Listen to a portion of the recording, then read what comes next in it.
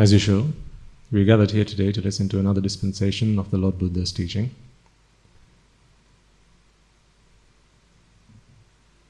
We are ever so privileged, ever so fortunate to come across this Dhamma, the teaching of the Supremely Enlightened One, the Perfect One, the Omniscient One, the Undefeatable One, the Unvanquished One, the Perfect One.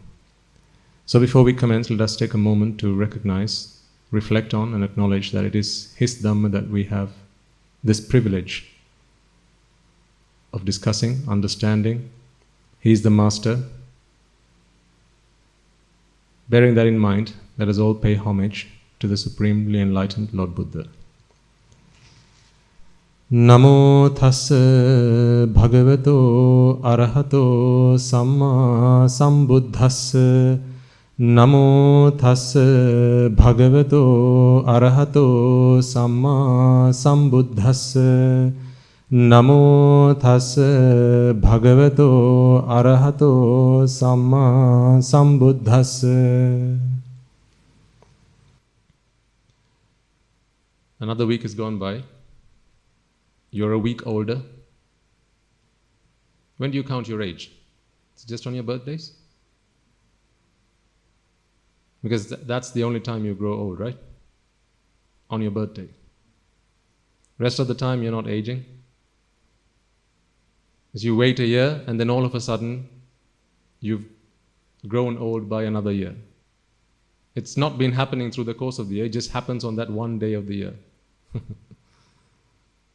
That's how we grow old, isn't it? Well, you know the truth. Another week has gone by. Another 7 days. That's 24 hours of 7. Or 7 lots of 24 hours.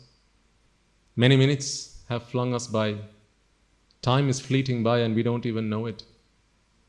Just look back at your past week. How did you spend your time? How much of what you did last week was for the purpose of extinguishing the fires of raga, dvesha, moha versus the time you spent indulging yourself in raga, dvesha, moha? Oh, I'm sure you have lots of excuses. But Swaminatha, but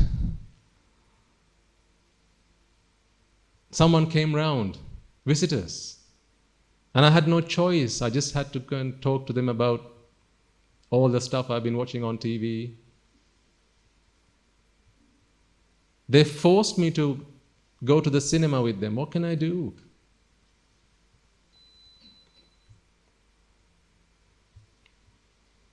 Excuses, right?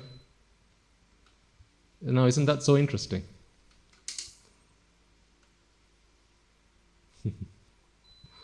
Oh, I catch you every time. Think, what are we doing?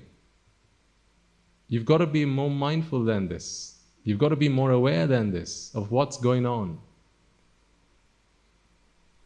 Buddhism is not the study about the universe. It's not study about the cosmos or how planets came into being. It's not a study about the Big Bang or anything like that. You know, at its core, Buddhism is nothing other than the study about oneself. It's a study about yourself. It's a study about who you are. It's a study about how you operate, how your mind functions, how your mind operates. And why, because of this ignorance of how you work, you get yourself into trouble so many times. This is what Buddhism is about. And to do that, you have to be mindful of how your mind works.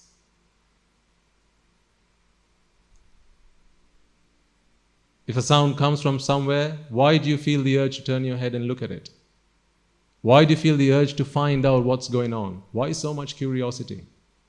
You have to find some answers. You can't say just because. Well then, if you ask me, Swaminatha, why do I go to hell after this life? Well, I'm going to say just because. Is that all right? Then if you come and ask me, why do I suffer? Why am I always finding myself in stress and anxiety? I'm just going to say, well, just because. Is that a reasonable answer? Will you accept that from me? No. Well, if you don't accept that from me, then I think you should push yourselves a little bit harder. Don't do things just because. That's how we've been doing all these things in our lives. Throughout our lives, we've done a lot of things just because, have you not? It doesn't take a lot to turn back and look back at your past. A lot of things that you did just because, and look at where it got you. Now you're suffering the consequences of that. But when the consequences come and bite you on the back, well, they don't come and say just because. You can't turn them back and say, no, actually, you know what? I don't like you. Come back another day. Doesn't work like that. When it's time to bite you on the back, well, it's going to bite you back on the back real hard. So how was last week? I'll tell you what I did last week. About 6 or 7 hours a day was spent in meditation. Much of the rest of the time was spent discussing the Dhamma with my fellow monks at the monastery, or with other ladies and gentlemen like yourselves who come and visit the monastery, preaching to them or talking to them about the Dhamma. So I'm talking about my week, and you can think about what your week was like. Surely you must have done lots of interesting stuff. Far more interesting than how my week would have gone, right? I'm sure.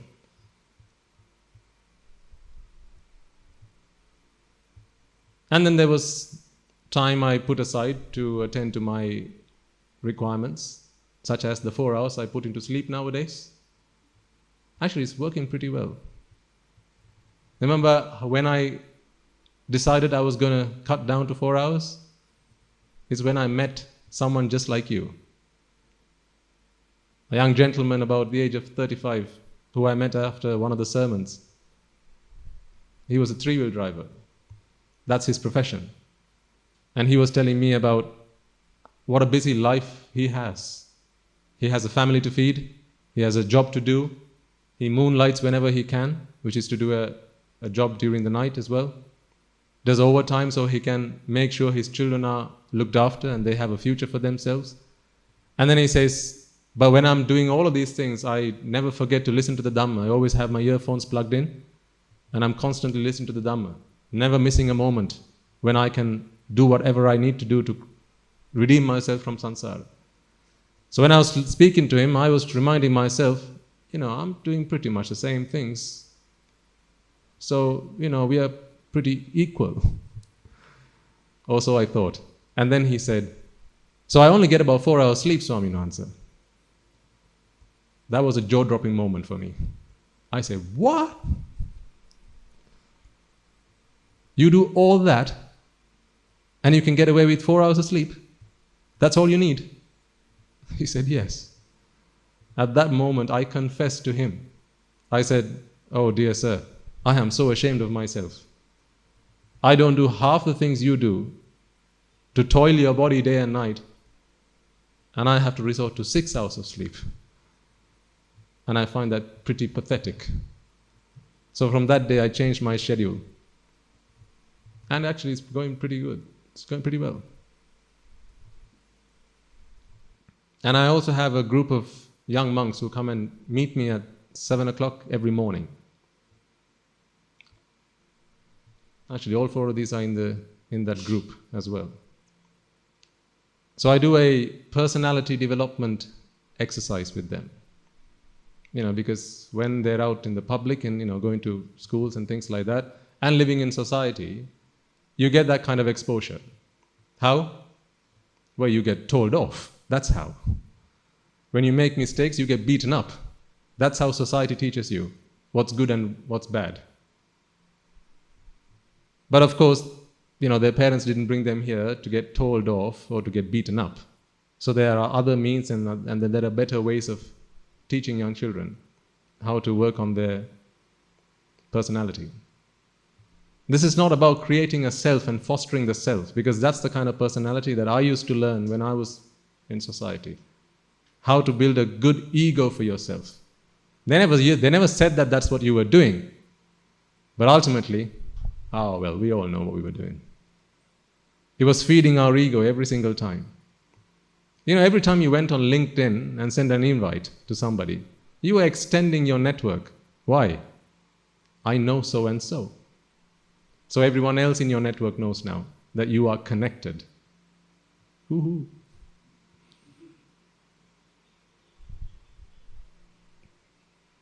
Another friend on Facebook, that's always a good addition, isn't it? Another connection, just so you can show you're connected to other people. All these things feeding our egos. And a lot of skills we learned. How to get the most from your customers. How to trick them, but not even knowing that they're being tricked.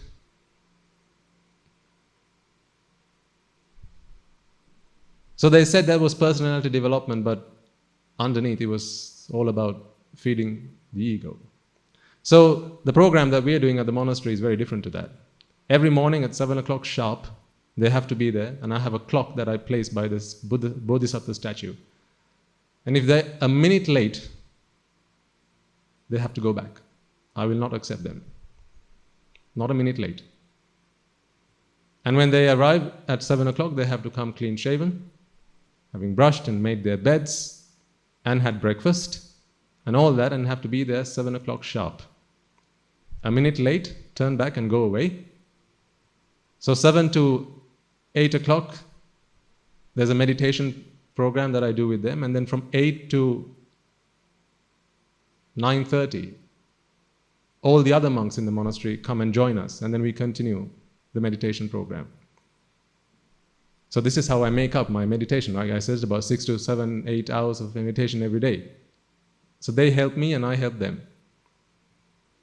But that 7 to 8 in the morning, I dedicate for that group of young monks. So we have about 7 of them in the team for that at the moment. And you can ask them when you get a moment to speak to them. I'm not very lenient. I'm quite tough. If one makes a mistake, who has to suffer? Everyone, yes. If one makes a mistake, everyone has to suffer. The punishment is given to everybody. And the punishment involves doing things for the monastery, as well as the Sambuddhashasana, rendering a service of some kind. It could be sweeping the premises, whatever. And then everyone from time to time is given an opportunity to stand up on the stage and deliver what they understand about the Dhamma to the rest of the group. And then we pose questions. Difficult ones, not easy ones, not like the ones you ask me. We ask difficult questions. Questions that are intended to confuse them. Did I say I was ruthless? I'm not lenient, not with them. Because I want their parents to be proud of them. I want them to be proud of themselves, not through ego. I want them to understand where they have come, why they're here, what they're here to do, why they came into a robe, and what is the purpose of their lives. So these days they've got a project that they're working on. I've split the team in two. So I'm sharing these stories with you because I want you to consider how you spent your week. This is how I spent mine. And how your children might have spent their week. So we've split the team in two. And each team is expected to come up with 3 different ways of explaining and describing the doctrine, the Nyaya Dhamma. Right? Taking one from a Pruthagjana to a Sotapanna. The key doctrine, the fundamental principles of what one needs to understand to go from being a Pruthagjana to a Sotapanna. 3 different ways. And they have to be creative. So you can't just come up and talk about the same stuff that Guru Hamdanu talks in his sermons or what I've been talking about. You have to be creative. So they can use craft for that if they wish. They can come up with a drama or some kind of video. They can be as creative as they like. So they've been talking to me, over the past week they've come to me with some of the ideas that they've put together as a team. I'm quite impressed, I must say. Perhaps when they materialize, I'll bring them along on a Sunday and I'll ask them to present to you. Would you like that? Because one of those ideas have to be in English as well. That is one of the caveats. They have to present one of those ideas in English, and I'll give them an opportunity, or rather, I'll give you an opportunity to listen to what they have to say. So we'll do that one Sunday when you're here. So these are some of the things I've been doing over the last week. So how was your week?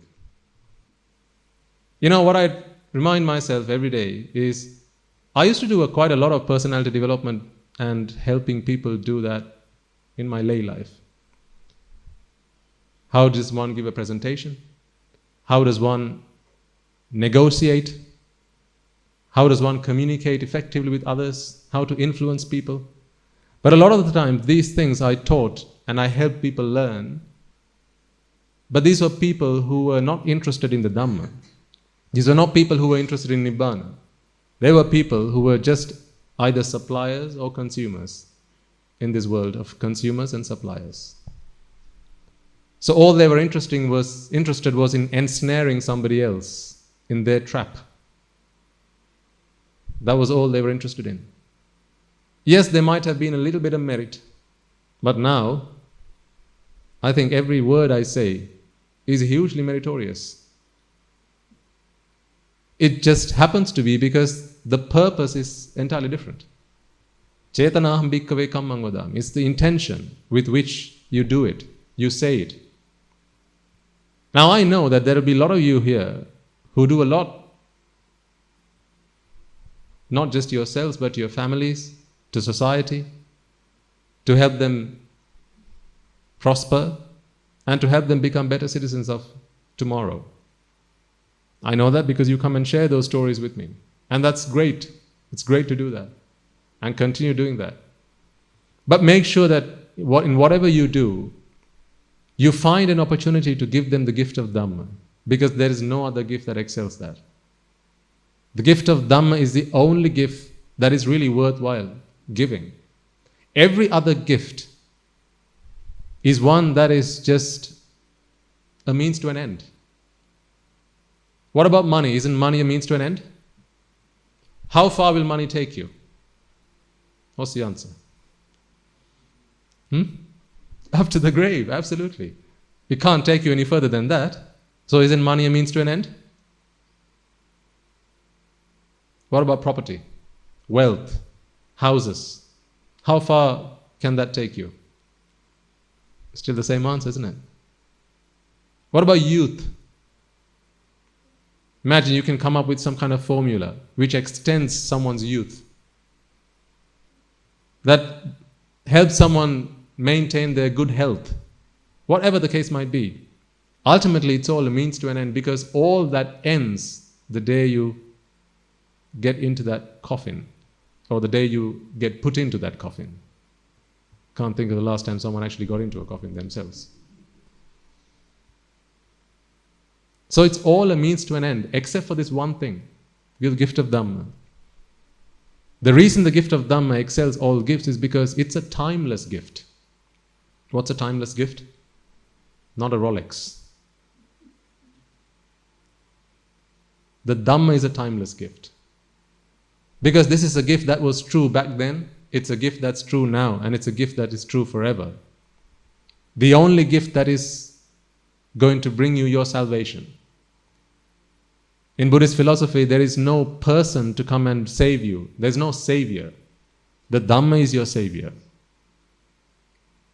I'd like to share a story with you. There is a monk who lives with us, who was quite poorly over the last 2 or 3 weeks. And he was admitted in hospital for a duration of time. And all our monks visited him from time to time, just to make sure he was getting better and to wish him well. You'll see why I'm relating this story to you in a moment. So he had a really tough time recovering. He was in the wards where they kept a very close eye because it was a serious case of not sure when might be his last breath. So it was that serious. But he's back with us now. He's recovered and he's recovering. But when he got back, he shared with me his time at the hospital, his experience there. He told me about how he witnessed, while he was in bed, a lot of people in neighboring beds passing away, a lot of them crying, weeping and trying to hold on to that last breath, but failing. And how sometimes their relations would come and surround them and cry in their face, "Oh, please don't go away. Who's going to feed me after you die?" Oh. If that's the last thing you've got to say, I mean, that's quite sad, isn't it? Who's going to feed me when you die?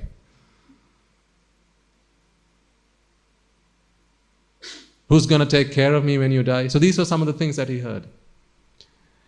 But that's not the most interesting thing that he shared with me. He said, "Swami Mahansa, it was great of you all to come and visit me at the hospital. And when you all came and stood around my bed and you wished me a speedy recovery, that was all good and well. But deep inside of me, I knew that there is nothing that any of you can do to save me right now. If it's my last moment, there is nothing that any of you can do. Attadipa viharati. Anisarana, anisarana. No one else can come to your refuge at that point in time. It's only the Dhamma." And he told me, just like I have heard other people have say, and I've heard in sermons delivered by monks over many sermons I've listened to, there were times when he knew he had come very close. How so? He said he could see his entire life flash in front of him. Memories from childhood, memories that he never thought he had, flash in front of him. Just like watching a movie. Incidents from his childhood just flashing in front of him, one after the other. And times when in his life where he had succumbed to desire, raga, had succumbed to aversion, dvesha, had succumbed to delusion, moha, and acted through raga, dvesha and moha. As well as times where he had done meritorious deeds. He said experiences of when he was at the monastery, these events flashing in front of him like a train, one car after the other, just going like that. It's like a movie playing in front of his eyes, in so vivid detail. So when I heard this, it reminded me of having listened to sermons in the past where this is an experience that we all have to come across when it's our last moments alive. It's like a casino wheel. It'll spin until it comes and stops where you've got the pointer. All these events flashing in front of your eyes, all these events that you've gone through in life, experiences you've had, and it's going to stop at one point. The only problem is you can't decide which point it stops. Whether it's a good deed or a bad deed. You don't know, you can't tell. You just have to wait and watch and see what happens. And he said this was the experience that he had, and he knew it might be time for me to say farewell. But he said, at that point in time,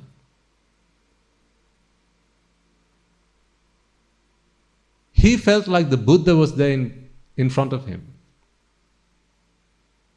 And whatever event, whatever incident came flashing in front of his eyes, all that he could come to a conclusion was reject, reject, reject. So his mind was not clinging on to anything. Whether it was a deed that he had done through desire, it comes back into memory, comes alive. But at that point in time, It's as if the Buddha was standing in front of him and going, reject it. There's nothing to hold on to this. Nothing of value to hold on to. It's anicca dukkha anatta. This is not going to bring any pleasure. It's pointless. Let go. Second memory comes back. Again, same. Either good or bad, regardless. Whatever came to his mind, the only thing that happened, this is happening involuntarily. He said he even once tried to deliberately hold on to something, just to test what was really going on, because this is not an experience he had in this life before. So he tried deliberately to hold on to something. He said, I was reminded of the monastery and all these young monks that I've been helping and teaching and giving instruction to. And that came to mind, and I thought, right, I'm going to hold on to this because, I've done good service to the monastery and I live with some good monks, so I must try and hold on to this. Even when he tried to do that, he still couldn't. Because the only answer that keeps coming back is reject. There's nothing worthwhile holding on to.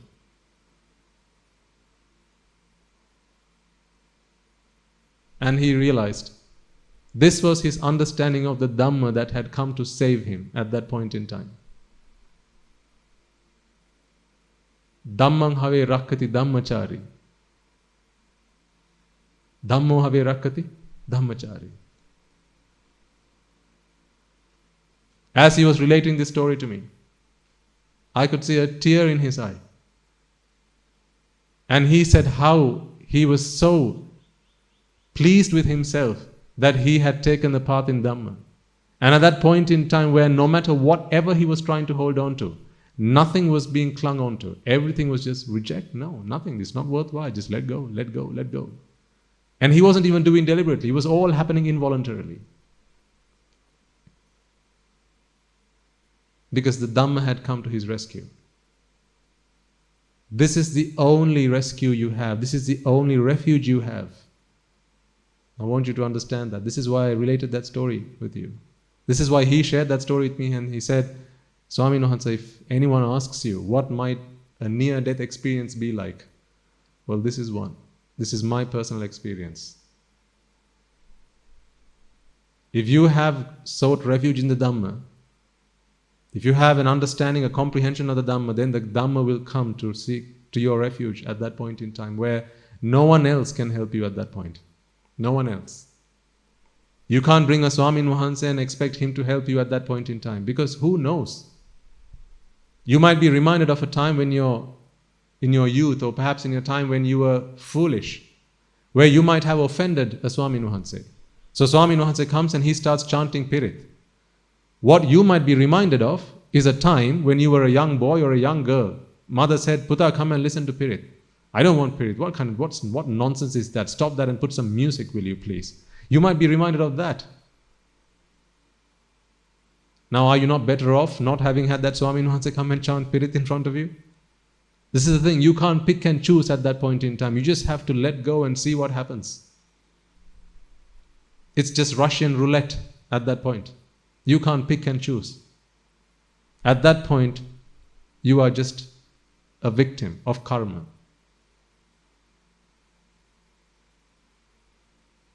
So a question to you again.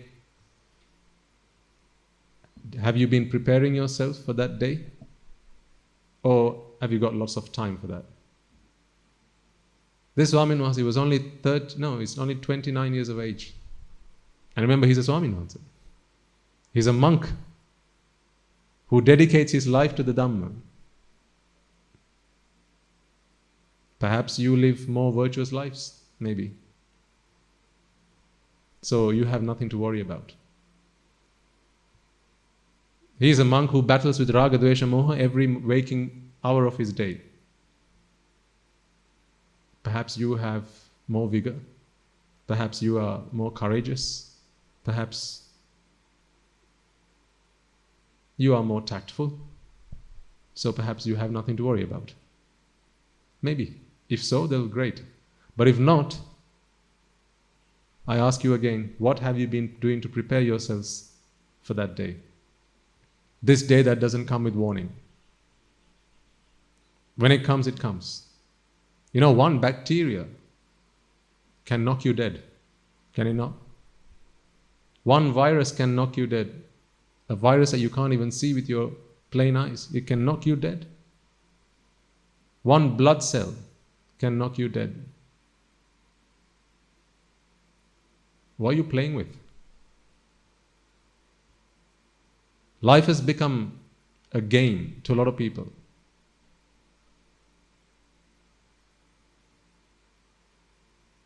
You don't realize how we're all just hanging on to a fine thread. There are many hundreds of thousands of reasons, causes, which keep you alive at this point in time. You're alive this minute. You were alive the last minute. The causes that are keeping you alive this minute are not the causes that kept you alive the last minute. They're different causes. Because cause and effect works right now.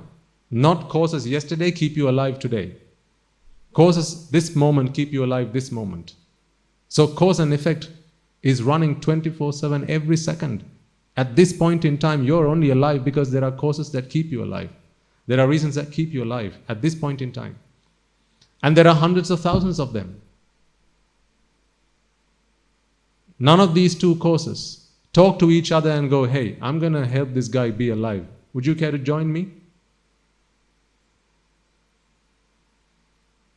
None of your heart muscles talk to each other, or heart cells talk to each other and go, I'm going to try and keep this guy alive. Would you care to join me? They're all independent. If one fails, that doesn't mean the other is not going to fail. It doesn't mean the other is going to fail either, because they're all independent. They'll all fail independently and they'll all work independently. So if you have 100,000 causes that keep you alive at this given time, this given moment, remember, none of them are working in unison. They're all working independently. Imagine if you were the chief of an army and you had to get them all to stand in line, facing the same direction, ready for a march past.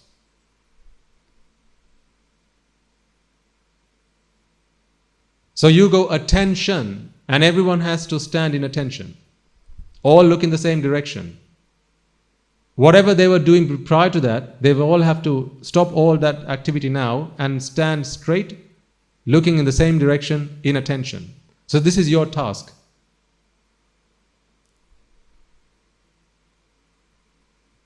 Now if you have 100 people, they're all doing 100 different things. No two people talking to each other, they're all just doing about their own business. How much time is it going to take you to bring all of them and get them to stand in attention, all look in the same direction? 100 people? They're not working together. They're just randomly walking here, there, looking up, down, left, right, just doing their own thing. But you want them all to stand in attention, looking the same direction, and doing nothing else at your command. When you say attention, they have to do nothing else but just stand in attention, waiting for your next order. And there are 100 people. Can you imagine how laborious that task is? Now what if there are 100,000 people? They're all doing their own thing, running here, there, everywhere, just going about their business. And your task is at the count of 3, bring them all to attention. All look in the same direction. All standing single file. Can you imagine how difficult a task that is?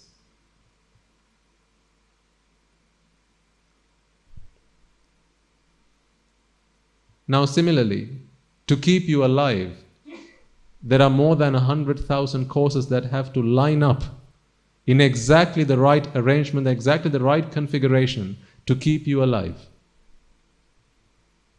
They're not going to line up now because they lined up one moment ago. They're all working independently and they have no awareness of time. Just because they did it the previous moment doesn't mean they're going to do it now. Just because they do it now doesn't mean they're going to do it the next moment. But all 100,000 of them have to line up to keep you alive. What are the chances? Which one of these is a surprise? Life or death? Which one's the surprise?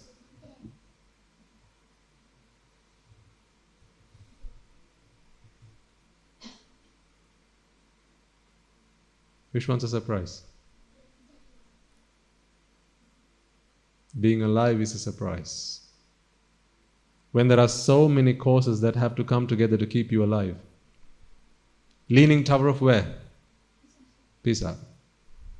Why do people go and take photos? Because it's leaning. Because what do you expect it to be? Really? When you go and take photos in front of a straight building, you expect that building to fall. This is why it's a wonder. So people go and take pictures in front of the Leaning Tower of Pisa because you don't expect it to be like this. You expect it to be like that, flat. So because it's like this, it is now a wonder. So you take pictures of it. Because logic says it's not practical, it's not possible that you're leaning like that and you haven't fallen to the ground yet. This is why people go and take pictures in front of the Leaning Tower, isn't it? Otherwise you could go and take pictures in front of any tower. The Leaning Tower is special because it's leaning when it's expected to be flat. Now think about yourselves for a moment.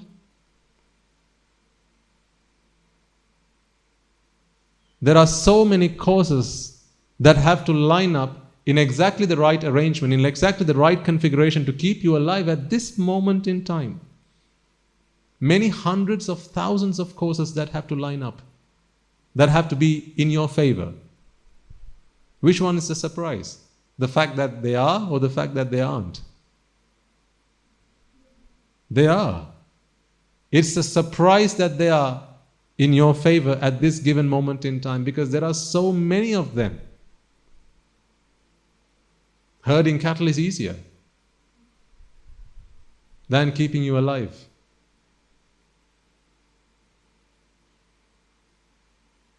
So really, people should not be bothering going in front of the Leaning Tower to take pictures. They should come and take pictures with you. Maybe that's why they do that. Hey, would you care posing for a picture with me, a selfie, maybe? Maybe that's why they come and take pictures with you so much. Because they're just so surprised that you're still alive.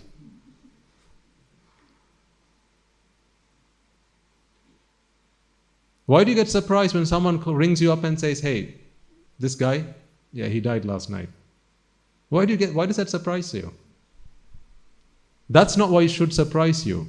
What should surprise you is that the guy who called you is still alive. So when someone calls you and says, hey, you know what, I have to share this sad news with you. So-and-so died last night. What should you be saying? And you're still alive?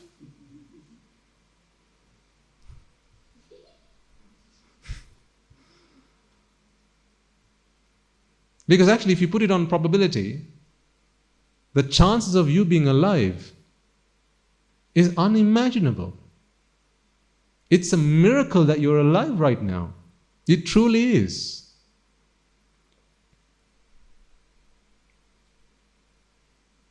But the inevitable day is coming. And that day we don't know when. So, for the third time and final time, I'll ask you the same question. What did you do last week to prepare yourself for the inevitable day? How much of your last week did you dedicate towards preparing yourself for that? Remember what Guru Swami Nuhansa says in his sermons? We all get the same paper. We all get the same test paper. This exam that we have to write is the same paper for all of us. Whether you're a lay person or a monk, or a man or woman, whether you're rich or poor, doesn't matter. Whether you come from a good family or not, it doesn't matter. We all get the same paper. And in this paper, it does not ask you how much money you have in your bank account. What a pity, right? If only they asked that. Oh, you'd pass with flying colors, wouldn't you?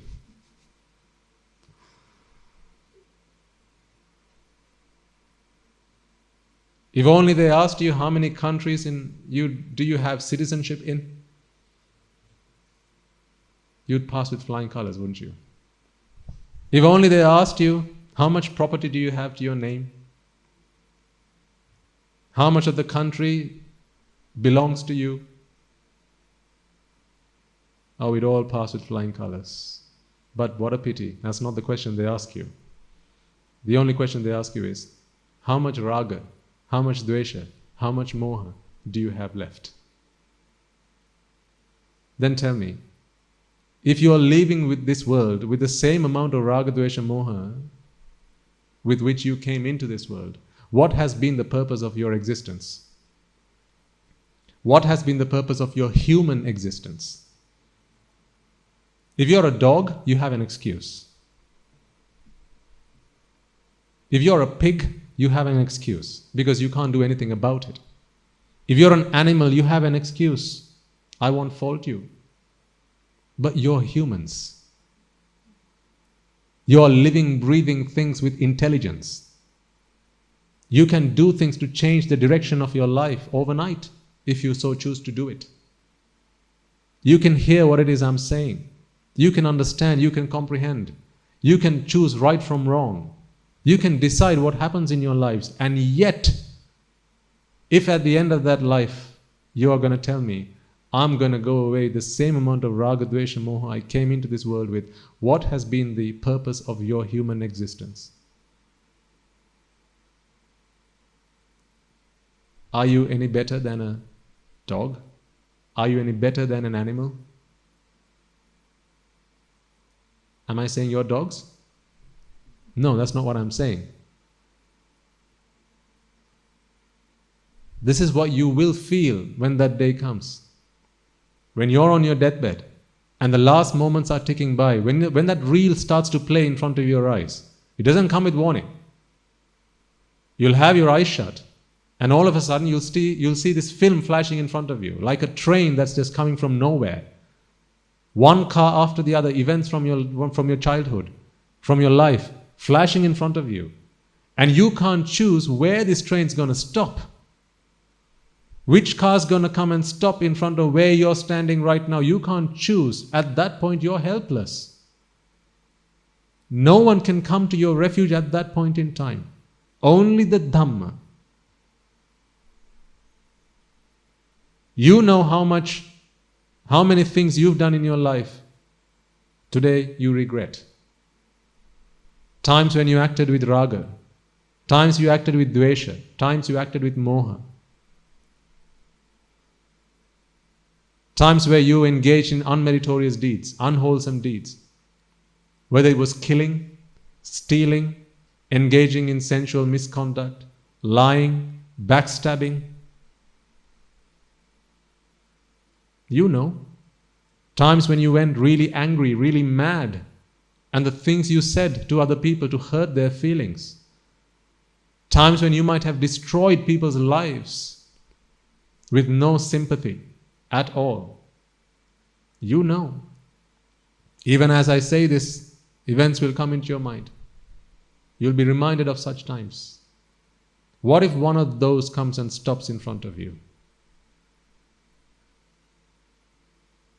Who's going to save you then? Then you're helpless. Completely and entirely helpless.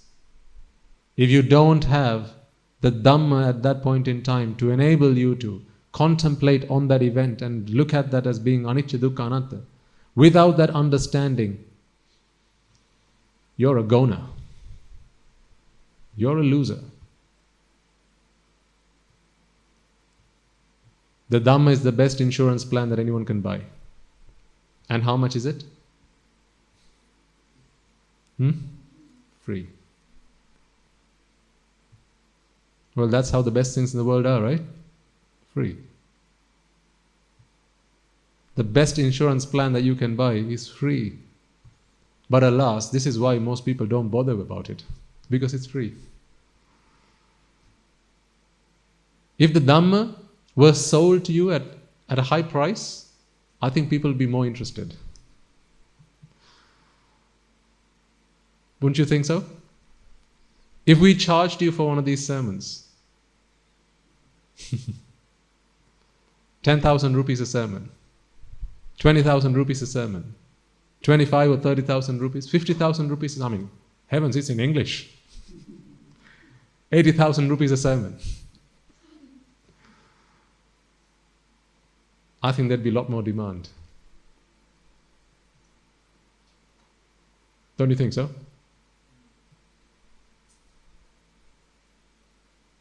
If you had to book your seats and buy a ticket to be here, I think there'd be a lot more demand. But alas, it's free. When something's free, people don't value it. That's why people don't value their parents. Why? Free. Who has to pay for a mother? No, it comes free. Who has to pay for a good father? No, it's free. That's why they don't value a good father.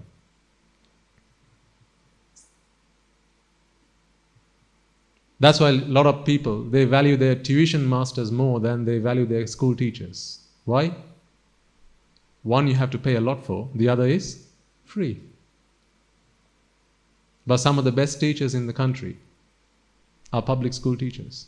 I know, because I went to public schools. Free. Some of the best doctors out there, they don't charge a penny. They do it out of the empathy that they have for all living beings.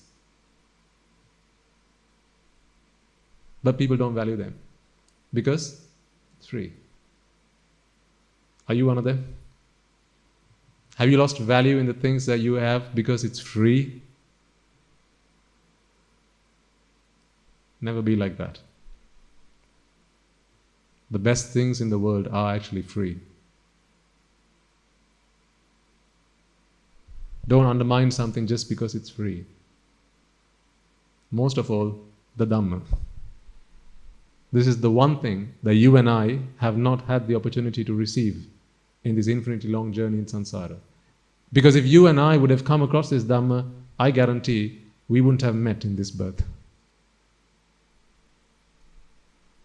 You wouldn't be here today. If you and I had come across this Dhamma prior to this life, you and I wouldn't have met.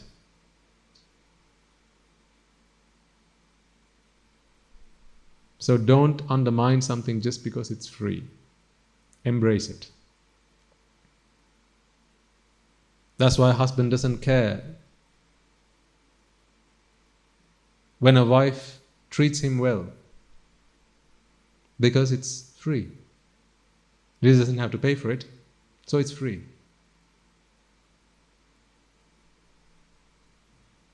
But when he has a mistress, now he has to pay for it.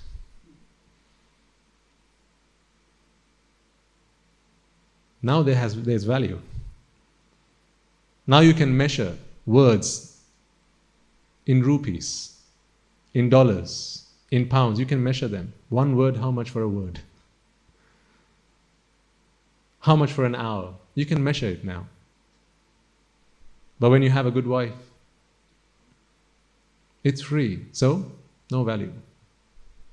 When you have a good husband who cares for you, who looks after you, it's free, so don't care. Don't think twice about what you're going to say next and how it might affect them. Why? Free.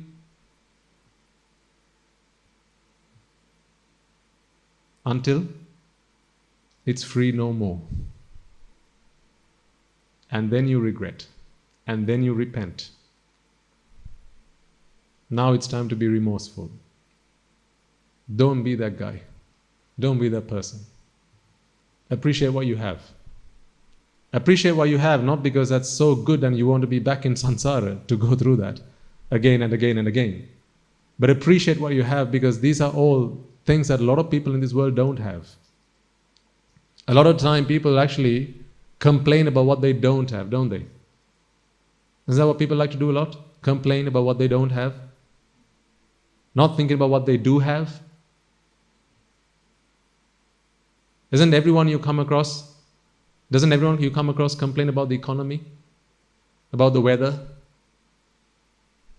About politics? Yes. Everyone's complaining. Because they don't realize what they have. They don't realize that there are a lot of other countries where they couldn't get out and walk on the street and be guaranteed that they'd come back home alive. They don't realize that. They've forgotten all that. People complain about the police, about the armed forces. Oh, it shouldn't be like this, they should be like that. They're so corrupt. People don't realize that the reason that you can go to bed at night and not worry about what's going to happen is because there's the armed forces out there who keep guard, who guard our nation with their life. People don't realize that. So people complain. People just moan. People complain about the economy. This is always pointing the finger outwards. That's what it is, time and time again. Pointing the finger outwards. The problem's not with me, the problem's out there, so fix yourself. A lot of people complain about their schools. A lot of young children complain about their schools. My school is not a good school. My teachers, they're useless. They're not even in class half the time. Chances are your teacher's not in class half the time because you are not in class half the time. Who's the teacher going to come and teach? Desks and chairs? Or the blackboard? Sometimes you're there in person, but you're not there in mind. So what's the teacher going to come and do in class?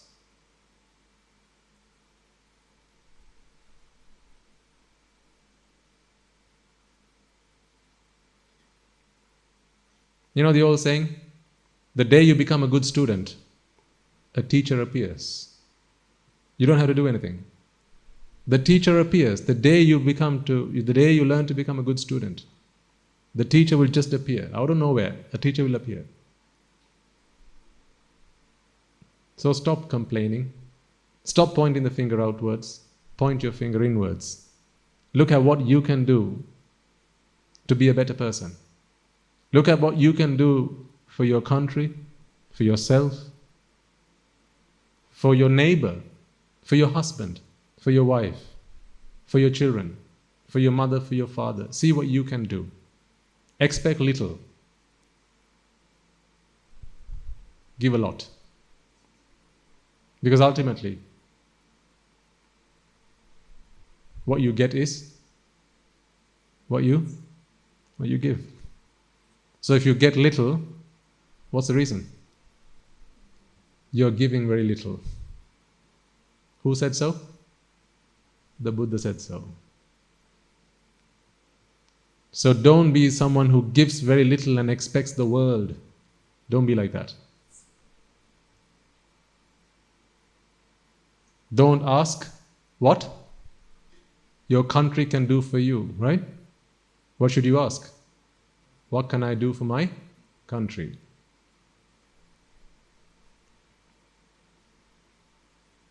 We need to talk about these things from time to time as well, not just anicca dukkha anatta. Because this is what's going to give you a good background, a good foundation.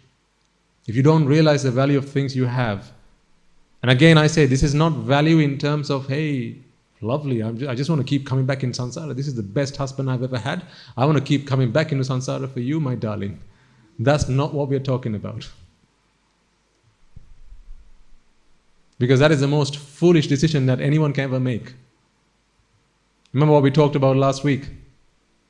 No one loves you, they just love themselves.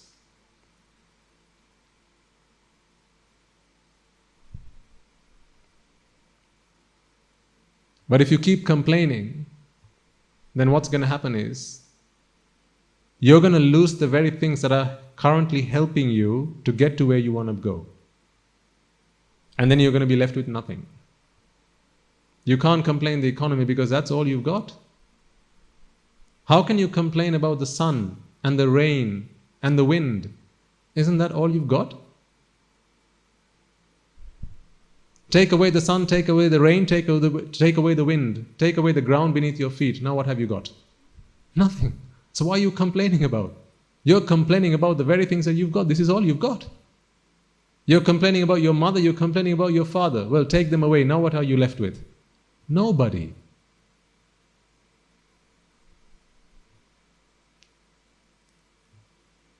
So don't be a complainer. Be someone who's grateful for what you have, expect little, and give as much as you possibly can.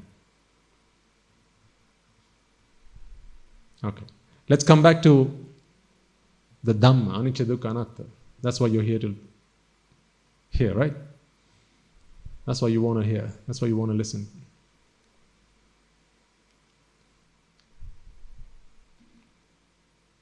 You know, we've been talking about pleasure and how pleasure is what? Which of these two is pleasure? Something you can find in an object, or is it, what is it? What did we define pleasure as? Yes. Is it a characteristic of an object, or is it the outcome of a process? It's an outcome of a process. So where there is no process, you're not going to see pleasure. There has to be a process. It's not an attribute or a characteristic of an object. Show me where pleasure is in this winnowing fan. Where is it? Where's pleasure on this winnowing fan?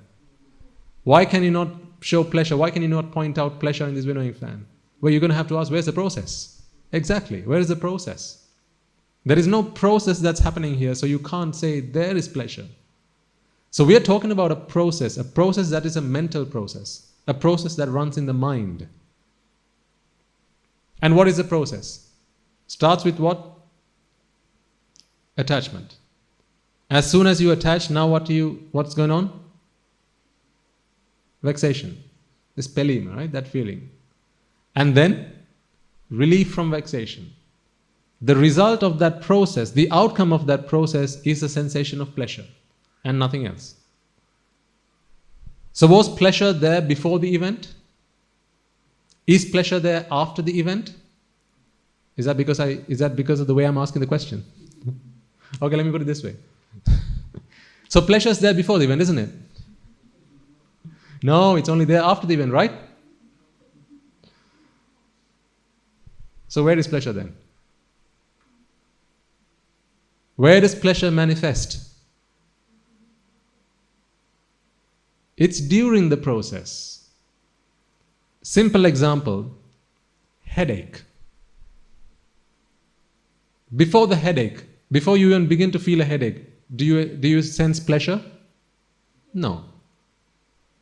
Well, you should be sensing pleasure right now if you don't have a headache. Now you have a headache. Do you sense pleasure? No. You take a paracetamol and the headache is cured. So let's say it's cured at 12 o'clock. Now it's 1 o'clock. Do you sense pleasure? No. Because before the headache, it was before the event.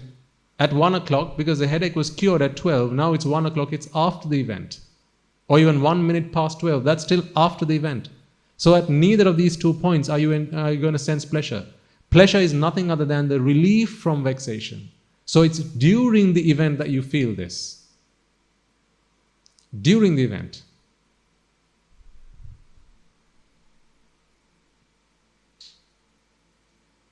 Does that make sense? It's during the event. Let's say you've got, another good example would be, you've got a rash, let's say on your palm, and it's feeling quite itchy. You haven't started itching it yet. Pleasure? No, that's painful. You itch it, or you scratch it rather, and then after you've stopped scratching it, how do you feel now? Is that pleasure? No. But while you're scratching it, now that's pleasurable, isn't it? That's pleasurable. So it's during the process that you experience this sensation of pleasure, because it is the outcome of a process, and if once the process stops, now the outcome stops as well. This is the point you need to understand here. Because it's the outcome of a process, that experience can only be sensed while that process is still running. Because as soon as the process stops running, now you can't get an outcome from a process because there's no process running. Did you understand that? You can only experience it while the process is running.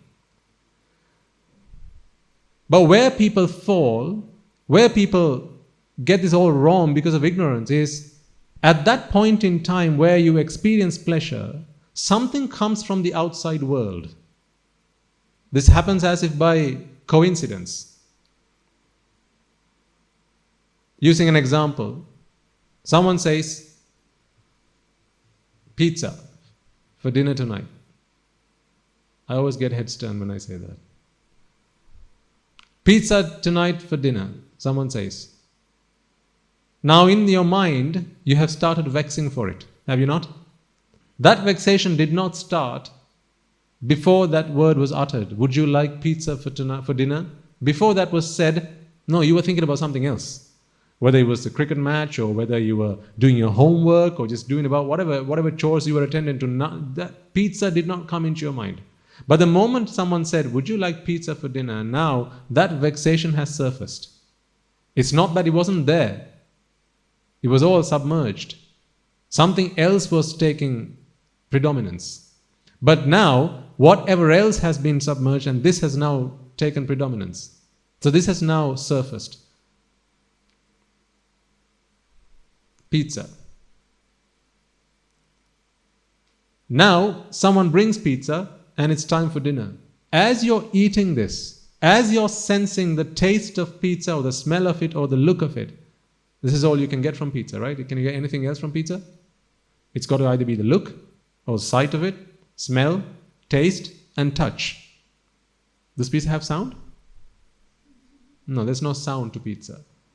But these four things you get from a pizza while you're eating it. And while you're eating it, now a process is being run. What is the process that's running right now? Relief from vexation. This is a process that's running right now. Relief from vexation is running at this point in time, and therefore you're sensing pleasure. But this is the curse. It's a real pity that this is happening at that very point in time where you're sensing pleasure. And that is, you're tasting pizza at the same time. Your tongue is picking up the taste of pizza, and you're being relieved of vexation at the same time. Because these two events are happening at the same time, ignorance tells you it's the taste of pizza that relieved me from vexation. But as we discussed last week, pleasure cannot come from the outside world. Because the moment someone says, would you like to have this? Now you start looking for it. You're seeking for it, you're searching it. When can I have it? I mean, can I go online and order it now? Where's your card? Can I order it now? Now you're searching it, now you're looking for it, now you just can't wait for it. It's like this search engine inside of you has just kicked off. It's going looking for it. Imagine this, to give you an analogy. You know, have you heard of metal detectors? There are machines that can detect metal, right? So imagine you've dropped something on the ground and it's something gold. Okay? Because it's in the sand, you can't see it. It's blended in with the color of the sand. Now to find this, you need a metal detector. So what you do is you go grab yourself a metal detector and you switch on this machine. Once you switch on this machine, imagine there's some kind of motor that's running inside. Whatever the mechanics of this machine is, it's now running. Because it's running, it's consuming energy, and let's say this is heating up slowly but gradually. It's heating up. So now you walk around with this metal detector until it gives you a beep. Tick, tick, tick. So metal has just been located. As soon as you find your metal that you have lost, what can you do to this machine? Switch it off. When you switch off this machine, now the machine starts to cool down. Right? Do you have to keep this machine on after you found your metal? No. The moment you find your metal, what you were looking for, you can now switch off the engine. You can switch off this machine. So what this machine that heated up previously can now cool down.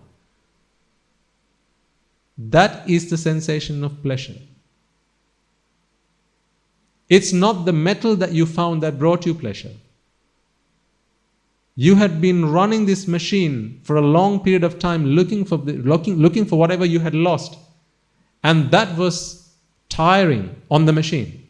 Now this machine, according to this analogy, you've got to put your mind into this machine. This machine that I talk of in this example is really your mind, because your mind is what is looking for Rupa Vedana Sanya Sankara Vijnana. Constantly going looking for it. Because you're attached to it. Whatever you're attached to, you're constantly seeking, you're constantly looking for. But the moment you find what you're looking for, do you have to keep looking after that? Do you have to keep searching? No. When do you stop typing into Google? After you've found what you're looking for. Do you still keep typing in after you found what you're looking for? No. Say you want to find out the Independence Day of Sri Lanka. You type in Independence Day of Sri Lanka. And the result comes up. Do you still continue to type Independence Day of Sri Lanka?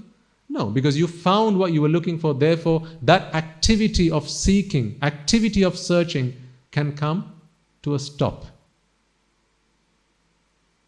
When that activity comes to a stop, remember, this is an activity that was quite tiring. It was stressful. No one likes looking for something that they've lost. If you really enjoy looking for something you have lost, how much you spend your weekends? Losing things, absolutely. Just go to the park with your child and go, Puta, I'm going to close my eyes now.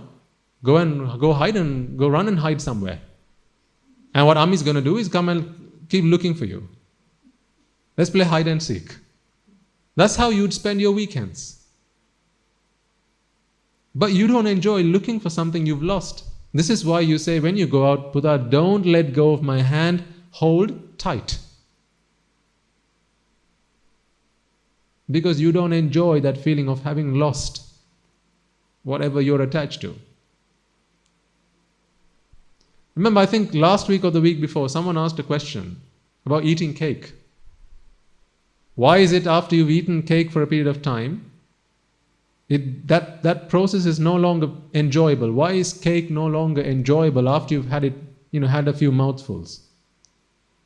So if you remember, the explanation that I offered you was when the mind is in vexation and when cake is being presented to the mind, remember it has to come through the brain, as we talked about a couple of weeks ago, and I drew it out in a diagram and showed you right through the process.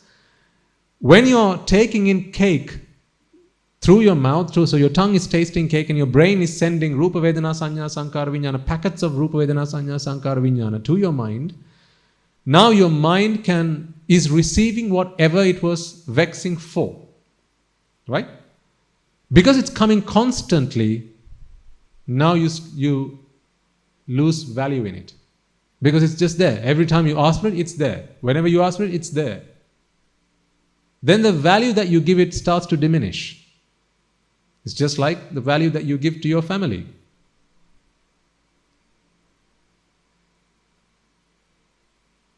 A guy likes a girl.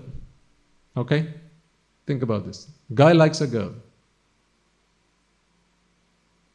If he enjoys that feeling of attraction to the girl, what's the last thing he should do? Say again? And what's the last thing he should do?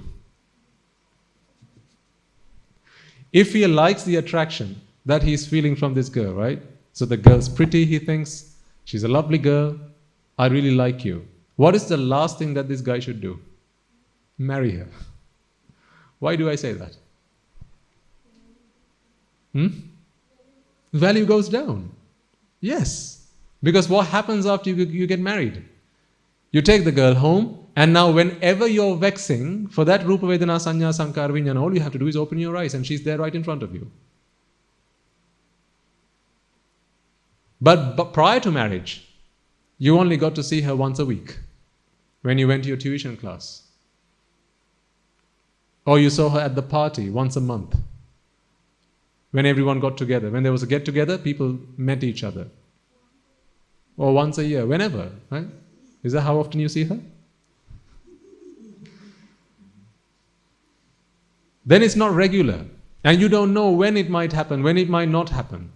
Right, so put this into your life examples, right? This is how the Dhamma comes true for you. You have to put this into your life and see whether this is true or not so true. Before you got married, you really enjoyed their companionship because it was very scarce. It wasn't easy to come by. You had to fight for it, you had to struggle for it. You had to play hide and seek with your parents. Didn't you? You had to wait to go online when your parents went to bed to have a conversation. To give a call, you had to wait until your parents left home. And then again you'd be on the phone just checking if someone's at the door, parents have come back home. Put the phone down again, talk to you later, I've got to go. When that was what was going on, that was quite pleasurable. A lot more pleasurable than it is now. And the reason for that is because back then when you were vexing, it was not easy to relieve yourself of that vexation. Because it wasn't easy to relieve yourself of vexation, the value you gave to that Rupa Shabda Gandha Rasa Sparsha and the Rupa Vedana Sanya Sankara Vijnana that came from that Rupa Shabda Gandha Rasa Sparsha was a lot. You gave it a lot of value. But now, all you have to do is open your eyes and she's there in front of you. This is why I say, if a girl or a guy really likes the look of somebody else or finds another person attractive, the last thing they ought to do is get married. That's the last thing they ought to do. Because the moment you do that, now, value starts to diminish. For as long as these two don't get married, they will live happily ever after.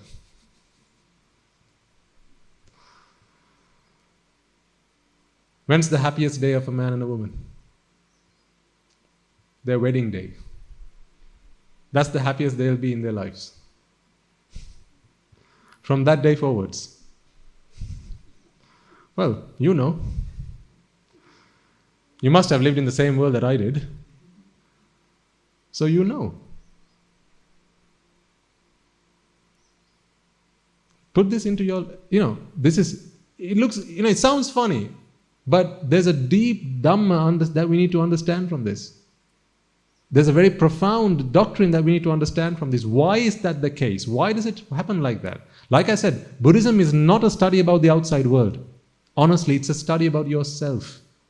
So this is a time when we have to ask ourselves, why is my mind like that? Before I got married, when I got to see my wife or my wife who was to be my wife, my fiancée, when I only got to see her once a week, those moments were so precious to me. I delighted those moments. I waited, I counted the days and hours and minutes waiting for that moment to come. But now, it's not so much. Why is that? So, study about yourself. This is self-study. Why is that? Because what's happening now is, whatever Rupa Vedana Sanya Sankara Vijnana you're vexing for, you're being relieved of that constantly. Because it's there right in front of you. No scarcity. Yes, it's supply and demand, isn't it? So to get married to them is a false economy.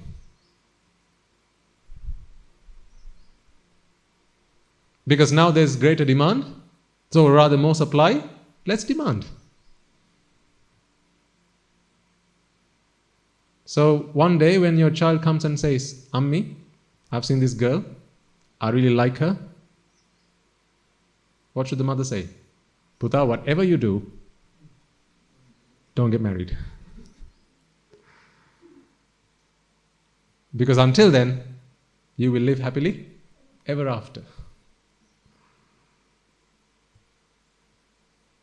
This is the truth. Now you know why. Because otherwise, people have these problems in their lives. My goodness, number of times, and couples come into the monastery and they talk about how living with their spouses become, hell on earth. But that's not how they used to be. That's not how they used to be. But why is it now? They come and ask me. I'm not an expert on marriage, but I know a thing or two about how the mind works because of the Buddha's teaching. So when you apply the principles of the Dhamma into that situation, ticks all the boxes. Yep, time and time again.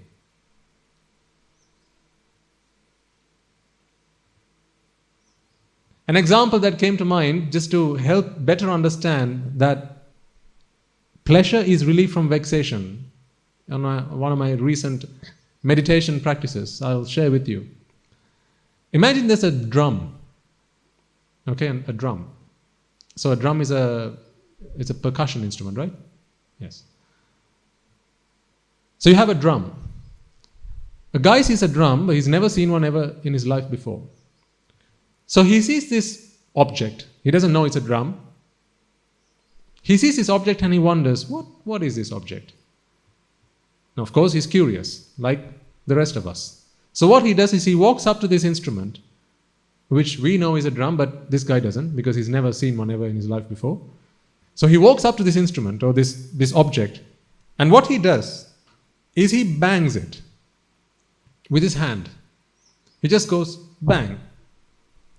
Now I say bang because that's the noise that comes when you hit the drum, but what he does is he just hits the surface, or what do you call it on a drum? The skin? Yeah, the skin of the drum. So you hit the diaphragm or the skin or whatever you want to call it, the drum basically, where you're supposed to hit it. And then that produces a sound. Right? As any drum would. So when a sound is produced, this guy hears that sound and he thinks, that's a lovely sound that's just come from that. That's just come. That's all he knows. So he hits it again. And again he hears that sound. And again he thinks, that's a lovely sound. So he hits it a third time. It's a lovely sound. This guy doesn't realize that what he's hitting is a drum. And it's the nature of a drum, being a percussion instrument, which has air trapped within it, to vibrate, and therefore once it's hit, to generate a sound. He doesn't realize that this is a drum and that is how a drum works. What he thinks is, I hit the drum, I heard a noise, ooh, wow, what you're capable of. What's he pleased with now? His palm, his hand. He thinks, I never knew you could do that. So he hits it again. And again he hears that sound. Again he thinks, this is marvelous. I never knew that you could do such amazing things. He doesn't realize that it's a drum that he has just hit. And no matter what you hit the drum with, you're going to get a sound and it's going to sound pretty much the same. He thinks that it's the hand that made the noise. So what he's going to do next? He's going to wonder, perhaps there are other things that can also bring me that sound. Then he goes walking and he finds a stick. He brings the stick and starts hitting the drum with the stick again. This time around again he hears that noise. Oh, just like my hand, this stick is also quite a marvelous thing. It's quite magical how this stick can bring such lovely sounds. Then he goes looking again for other things that can make this sound. He goes all over the world looking for things that can generate this sound, but not realizing that it's the drum that's doing all the hard work. He thinks it's whatever that object is that hit the drum that is generating this sound that he finds quite pleasurable. The way our mind works, and through ignorance, the decision that we come to is pretty much the same. In this example, the mind is the drum. Okay? The air that's trapped within it is this mind that's in a state of vexation.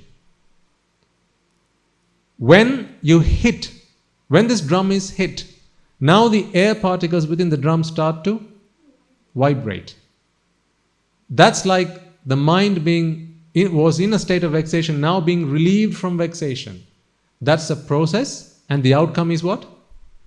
pleasure, like the sound that comes because of the vibration of the particles that are trapped inside the drum. But this was triggered by, no surprise, because that guy came and tapped the drum. That was the trigger. That was only the trigger though. It was not what was responsible for the sound that came from the drum. But through ignorance, this guy thinks that it was the hand that's done this marvelous job. Likewise, people think that it's the sound or the sight or the smell or the taste that came from the outside world that brought me pleasure, because they don't see what's happening in between. People think that it's the sight that brought me pleasure. Why? Because imagine the hand in that example is the sight that you've just seen. You've just seen a sight. That's now hit the drum, or that's come into the mind as a mental object. Mind is in a state of vexation, released from vexation. Now you get pleasure that comes out of that process, like the sound that has just been generated from the drum. This guy thinks that it was the hand that brought this sound, and we think it's the sight that brought me pleasure. Okay. He's never seen a drum before. Why is he attached to this? This is where views that we get from the outside world come in. So one fine day, someone said, hey, there's something interesting. I think you should go and explore that a little bit. So they pointed at a drum. This guy didn't know what it was. Someone just pointed at this instrument and said, there's an interesting object in this that we have in this world. You should go and explore it a little bit. Remember, as we talked about last week, you and I, we don't need to be taught about pleasure, because pleasure is not a new experience for any of us. Throughout samsara, we have experienced pleasure time and time again. This is why we've come through in samsara.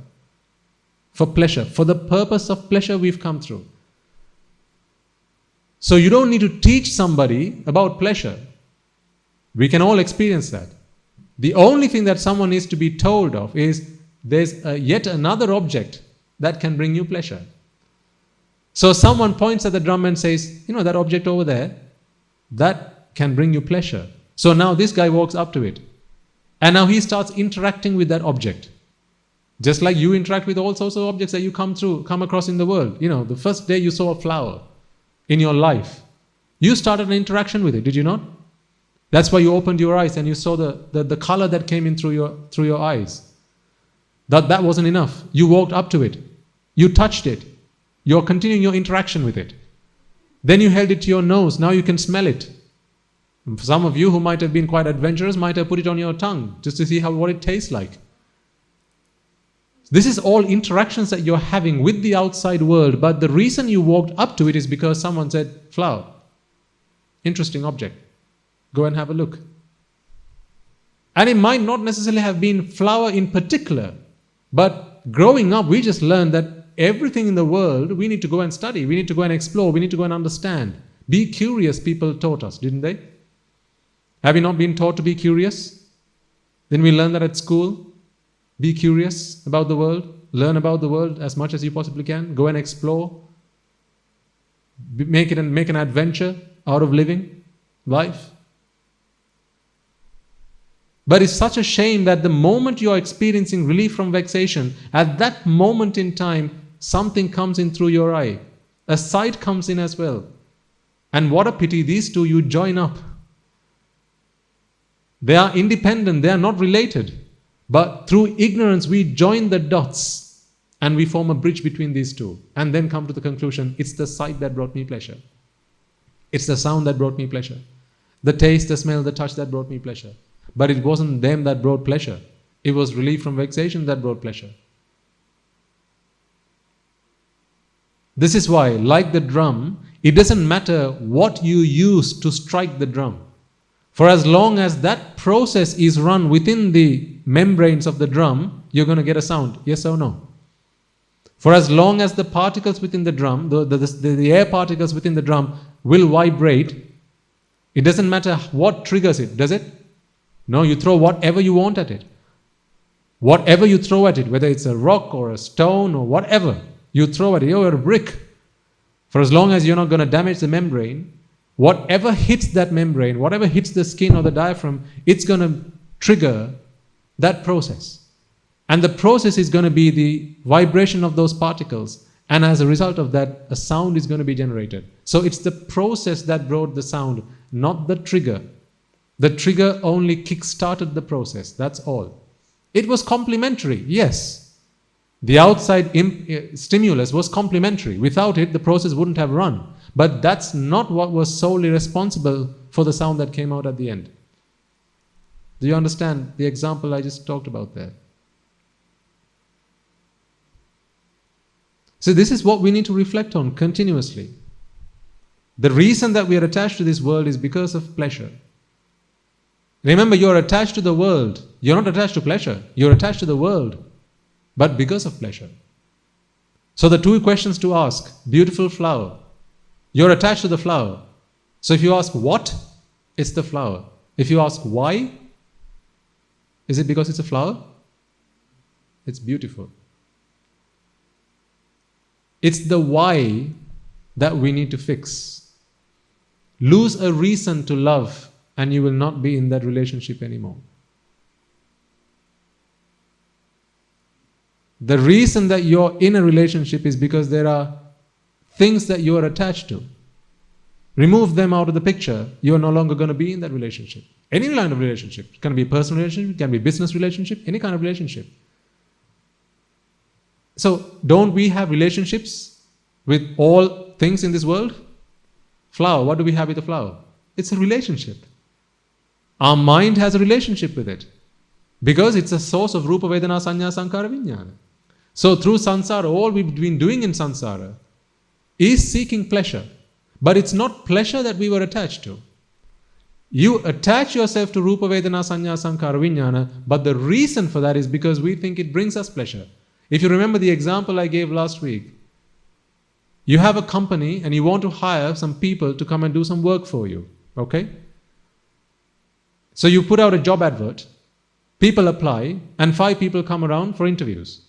At the end of the interview, you decide, these guys are just a waste of time.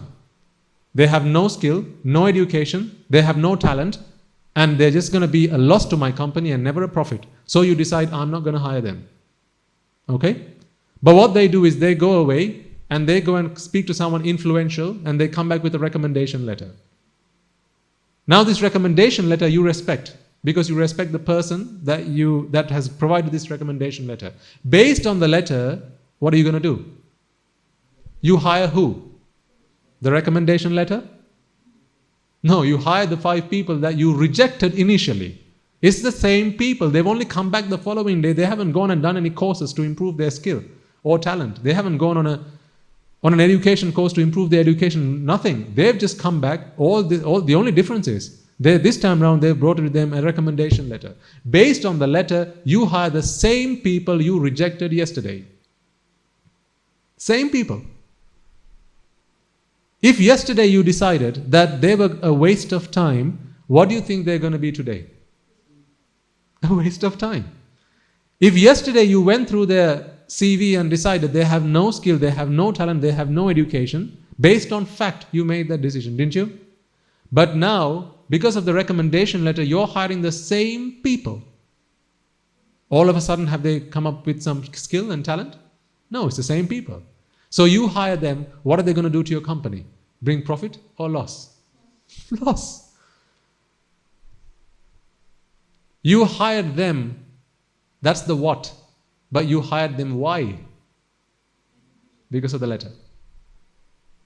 That letter is Ashvada. That is what pleasure is.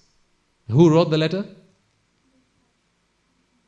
Ignorance wrote the letter. Mr. Ignorance wrote the letter. It's because of that letter you hired the same people you rejected, you denied hiring the previous day. Because last time round they didn't come with a letter. There was no pleasure there. But this time they've come with pleasure. So with pleasure you open the door, come on in. But they're only going to cause you so much trouble. Never any joy. They're not going to bring you any happiness because it's the same people you rejected yesterday.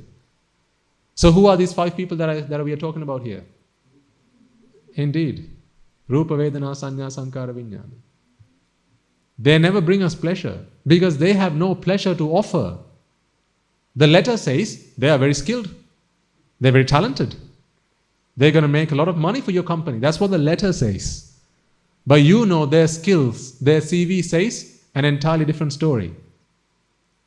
If you had known any better, would you have hired them? No. If you had known any better, you wouldn't have hired them. But because of the letter,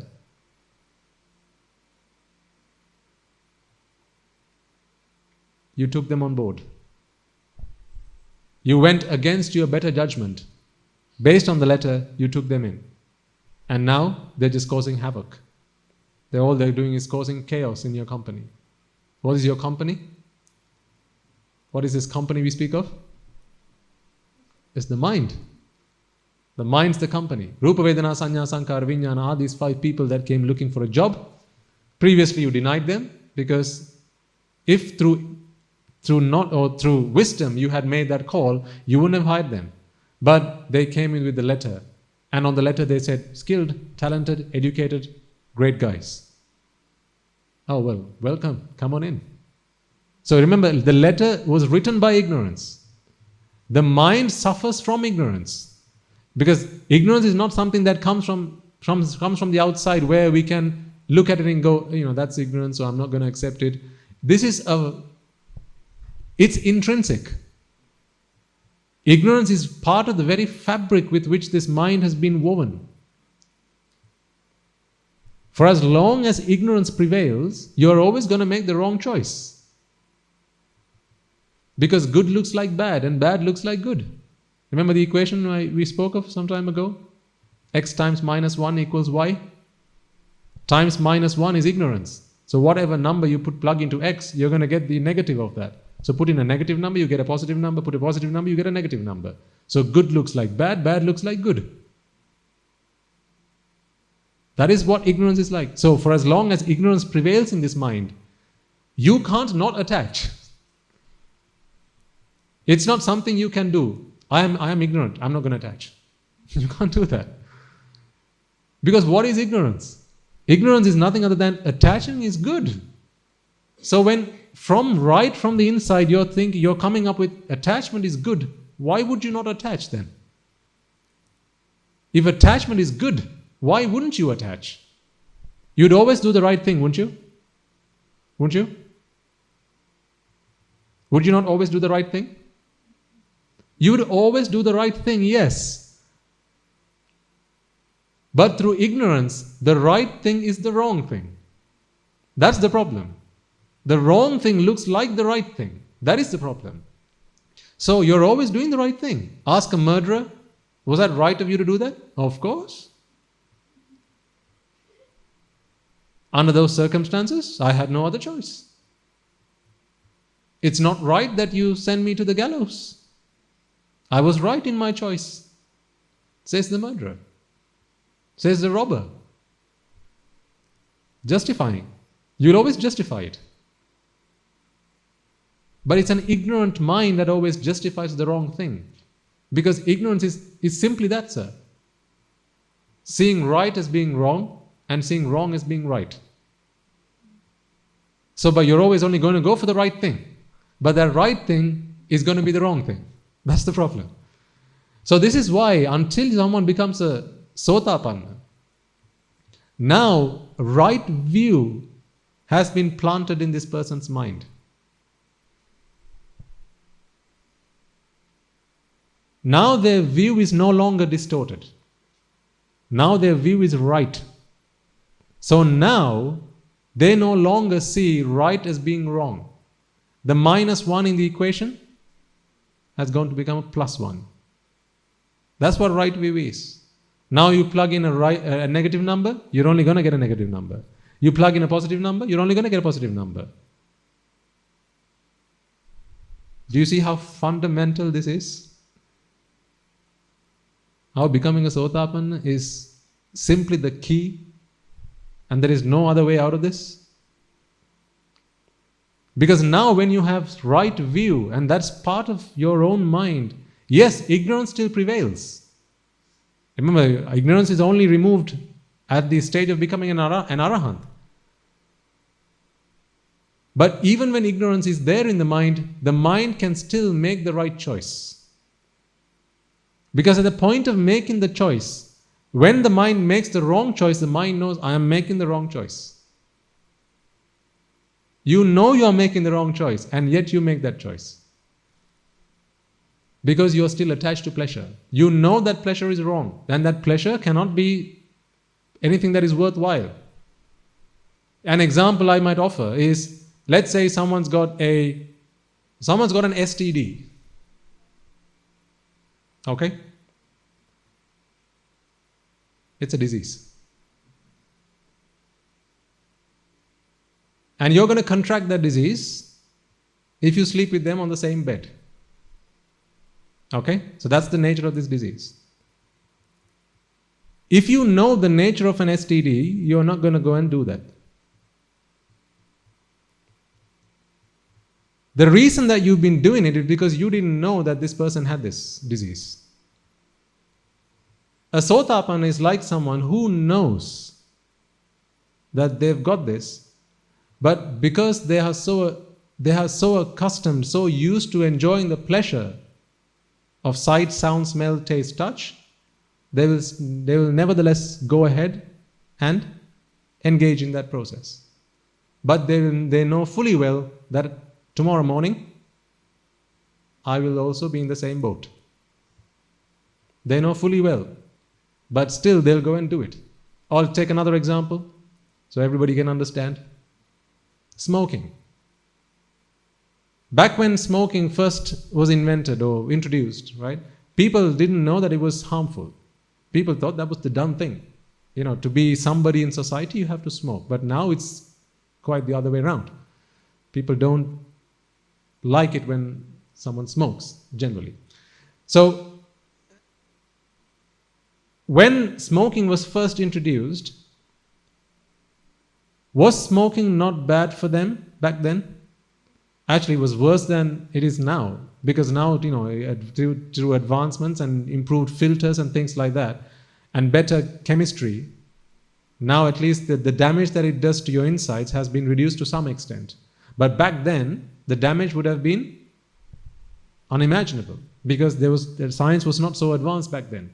So people smoked.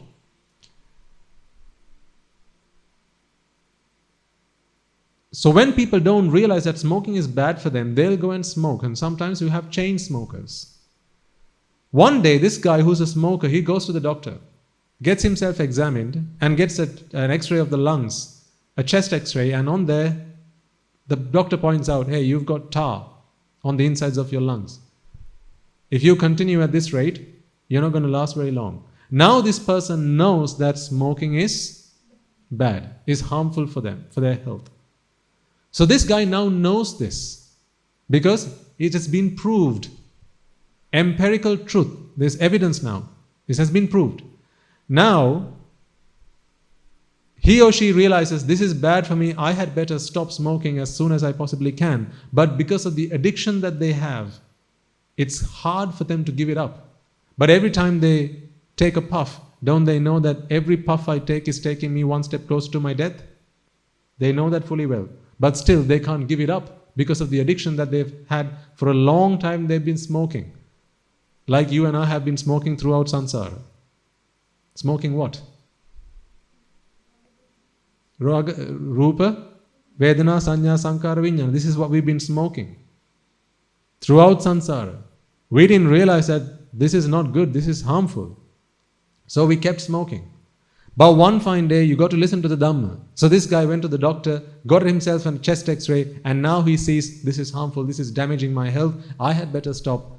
But it's going to take him time to break the habit. Until the habit is broken, he's going to continue doing it. But every puff he takes, now he knows this is wrong, does he not? He knows this is wrong, this is damaging to my health. So he makes a firm endeavor, I'm going to stop this, hopefully, this is my last one, I'm not going to do it again, hopefully. He makes a promise to himself. And also, before he discovered that smoking was bad for him, let's say a young child comes to him and he asks, what are you doing? I'm smoking, would you like to try one? He might have said, because he doesn't realize that smoking is bad. He didn't, at least not until he went to the doctor. So he praised it. He said, this is good. This is what you have to do. If you want to be somebody in society, you have to smoke. So he spread the word, smoke as much as you possibly can. Go and buy cigarettes, you can find them everywhere. He used to promote it. But now he has come across this understanding that no, it's harmful, it's damaging. Chances are he's not going to promote it anymore. He's not going to ask somebody to do it. In fact, if someone comes up to him and says, what are you doing? Can I have one as well? He's probably going to say, don't start the habit. I'm struggling to give it up myself. It's a bad habit. It's not going to be any good for anybody. I'm trying to break the habit, so you had better not start it. That is what a Sotapanna is like. A smoker who's gone to the hospital, got himself checked up, and now knows he's got tar in his lungs. Now he's trying to break the habit. Every puff he takes, he knows this is wrong, but he still engages in that. Until one day he is completely able to stop taking cigarettes. That's the day he has become an Arahat. Does that example make sense?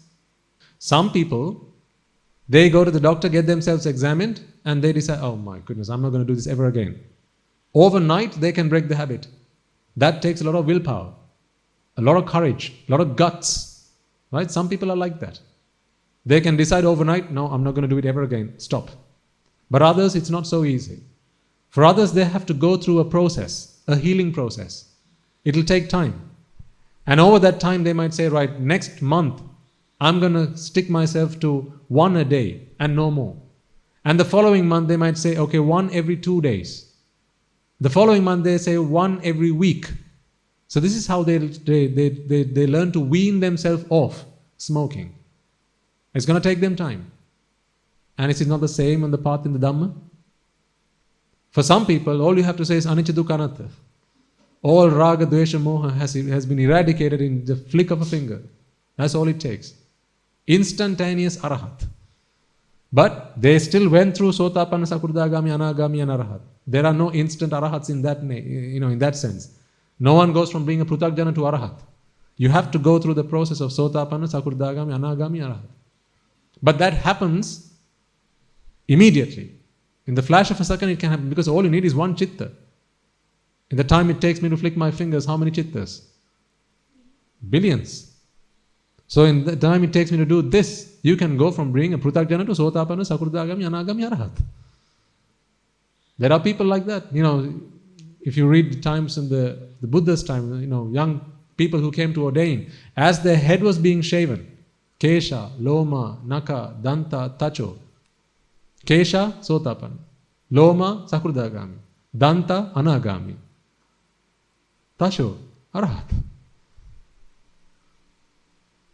Provided you are receiving that instruction from someone who is also a Margaphalalabi, a nobleman, a noble person, there is that as well, the paramita that you have been fulfilling throughout samsara. So that ripens at that point in time. There are lots of people like that. The Buddha gives one sermon and there are sotapanna. Others, like, the first sermon the Buddha delivered, the wheel turning sermon, Dhammsakpayatum Sutra Deshana, right? Kondanya went from being a prutakjana to sotapanna, but none of the others went through any transformation because their paramitas had not been fulfilled yet. They had further to go in the path. Because still you need the perfections. Virtue, charity, right? Patience. All of these are virtues, all of these are perfections that one has to fulfill. Throughout samsara, what are you doing now? Are you not fulfilling perfections? So listen, don't you think that it's a good thing when people come and shout at you? Absolutely. 1, it's a test, madam. And 2, do you think we would have had a Buddha if not for Devadatta? Would we have had the Buddha if not for Devadatta?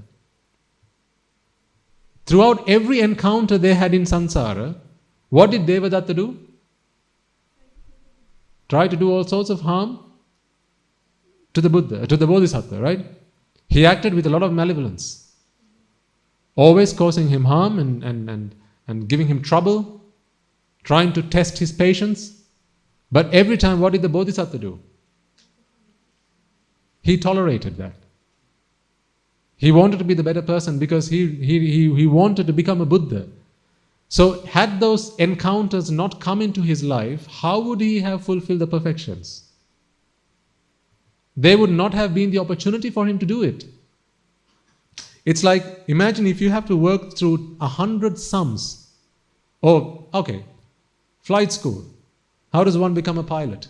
To get their license, you have to go through X number of flying hours. But flying until you have gotten yourself a license can be quite dangerous. It can be quite stressful. Yeah, as you're getting into a jet, now you're flying it, you haven't got a lot of experience, it can be quite stressful. But you have to go through that process to eventually get yourself your license, because you need to go through so many flight hours. So, shouldn't this person be grateful when they are expected to go and have some time in a jet? Because now they are getting the opportunity to earn themselves the flight hours so that eventually they can get themselves the license. Likewise, the Bodhisattva, to become the Buddha, he will have had to go through all those atrocities that Devadatta brought to the Buddha. Had he not done that, he would have not become the Buddha. So apply that into your lives then. If you want to become an Arahant, who here doesn't want to become an Arahant? Okay, thankfully everybody wants to. If you want to become an Arahant, then you have to fulfill the perfections. You have to fulfill patience. How does one fulfill patience? What must happen for someone to practice patience? You should have Devadattas in your life. So people should come and shout at you. They should come and take away things that belong to you. Like what? Including, but not only, your money, your property. What about your husbands? Yes. What about your children? Of course. What was the Bodhisattva in his last birth? Before he became Siddhartha? Vesantara. What did he give away? Children and his wife. So he had to have the Devadatta in that life come and ask for his children and wife, didn't he? Had he not come and asked for that, who would he have given them away to? So when someone comes and says, I really like the look of your husband, can I have him?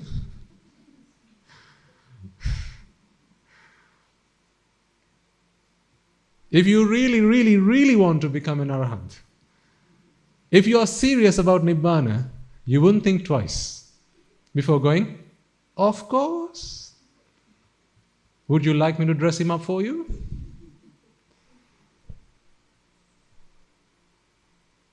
That's if you are really serious about Nibbana. We do it in some form. This is why when we came into robes, we let go of a lot of things. Husbands and wives and property and money and all sorts of things we let go of. Because we need to practice letting go. Otherwise, how can you let go of these Rupa Vedana Sanya Sankara Vijnana? These are very subtle things. If you can't let go of the big things, how can you let go of the little things? The state of Sotapana is irreversible. You can't go back to becoming a Pruthakjana, even if you wanted to. I can't think why you'd want to, but you wouldn't. You can't even if you wanted to. It's irreversible because it is a state of understanding. It's a level of understanding. Okay, let me put that into a real life example for you. How much is 2 plus 2? Okay, now I want you all to forget that.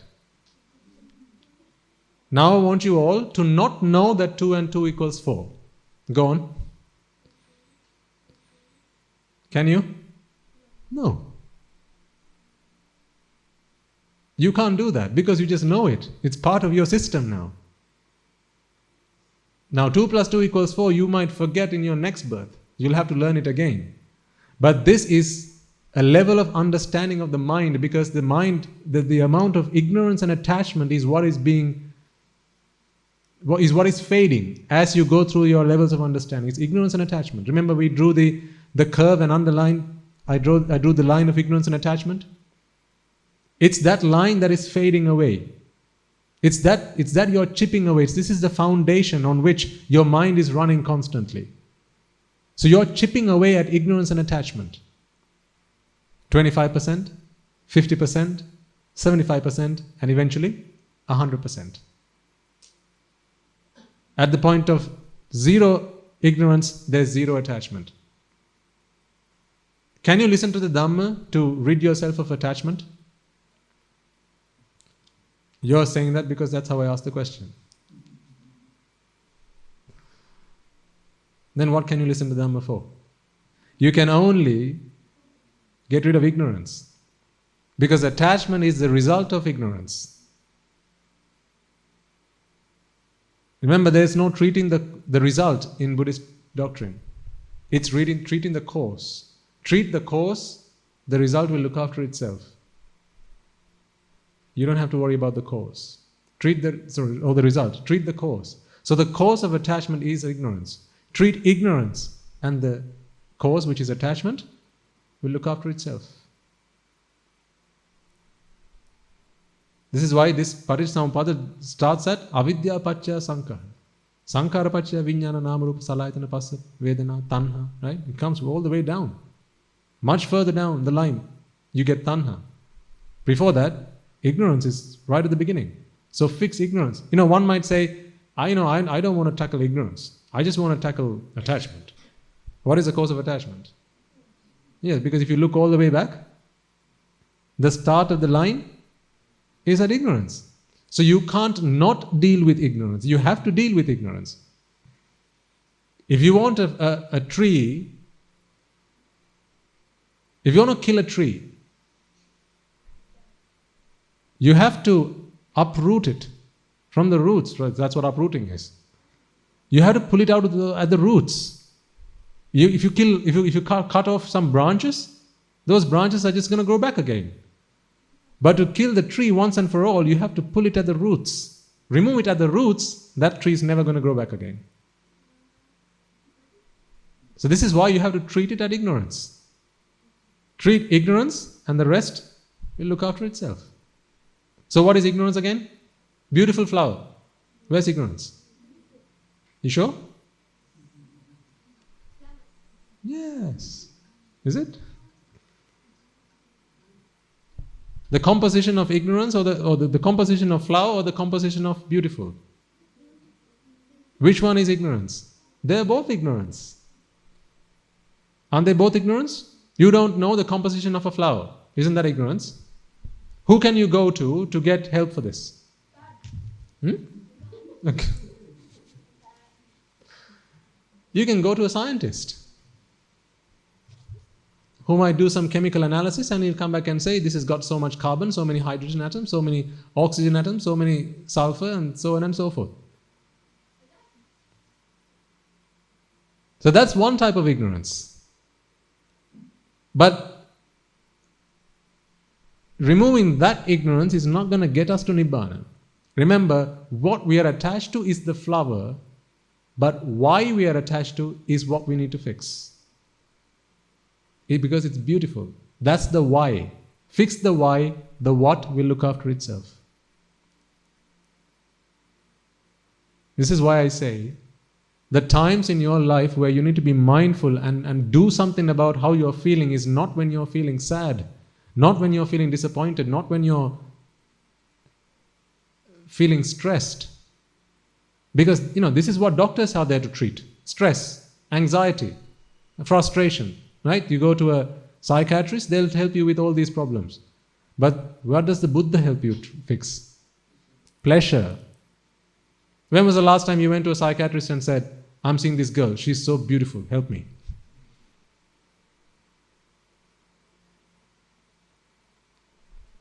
He would have said, don't come to me. Go to a Magul Kapua. What do you call them in English? Matchmaker, thank you. Go to a matchmaker. But there's no point going to the Buddha and saying, "Oh Buddha, I'm stressed. I'm frustrated. I'm angry." He'll treat, but that's not what he's going to treat. These are symptoms.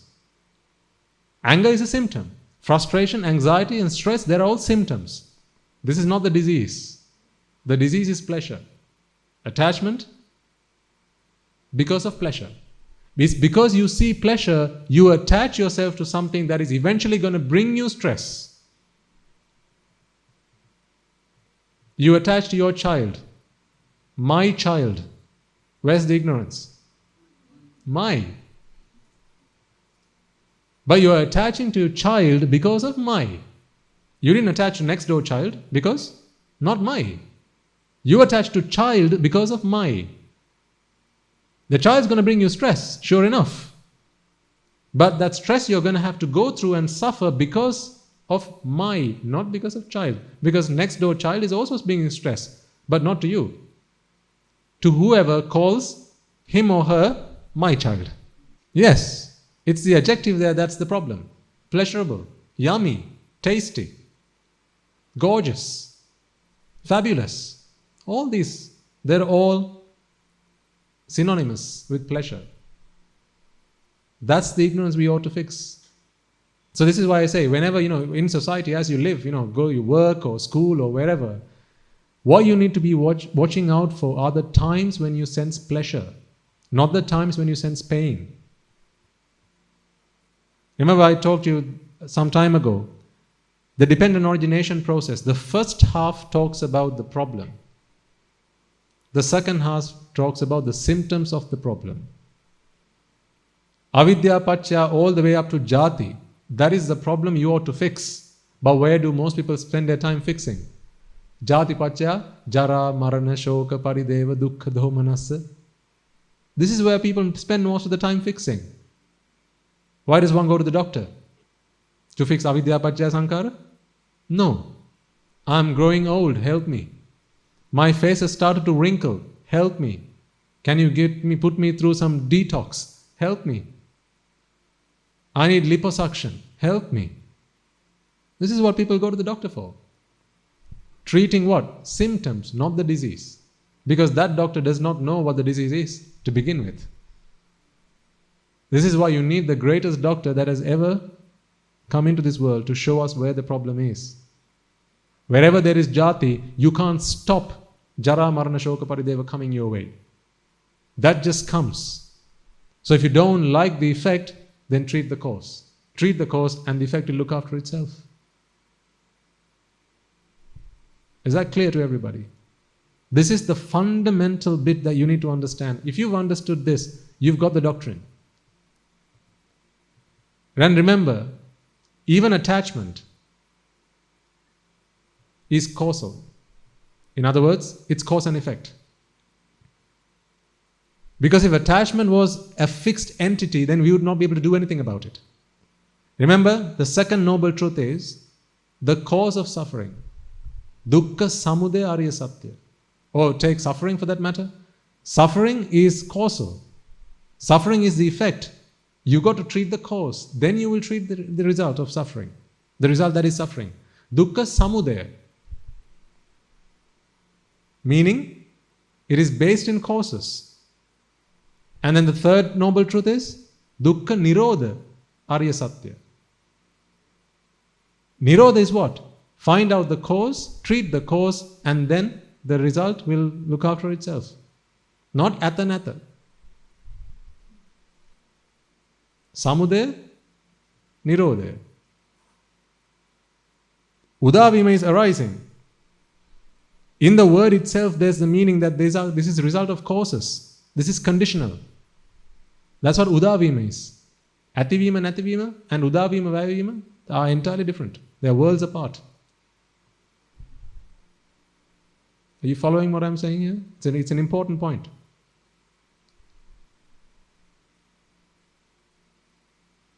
Samudaya and nirodha. The cause for suffering, the Buddha talks about. The cause. Cessation of the cause for suffering, not cessation of suffering. That is what everybody tries to do. Cessation of suffering. If you take a paracetamol, that is cessation of suffering. But cessation of the cause for suffering can only be found in the Buddhist doctrine.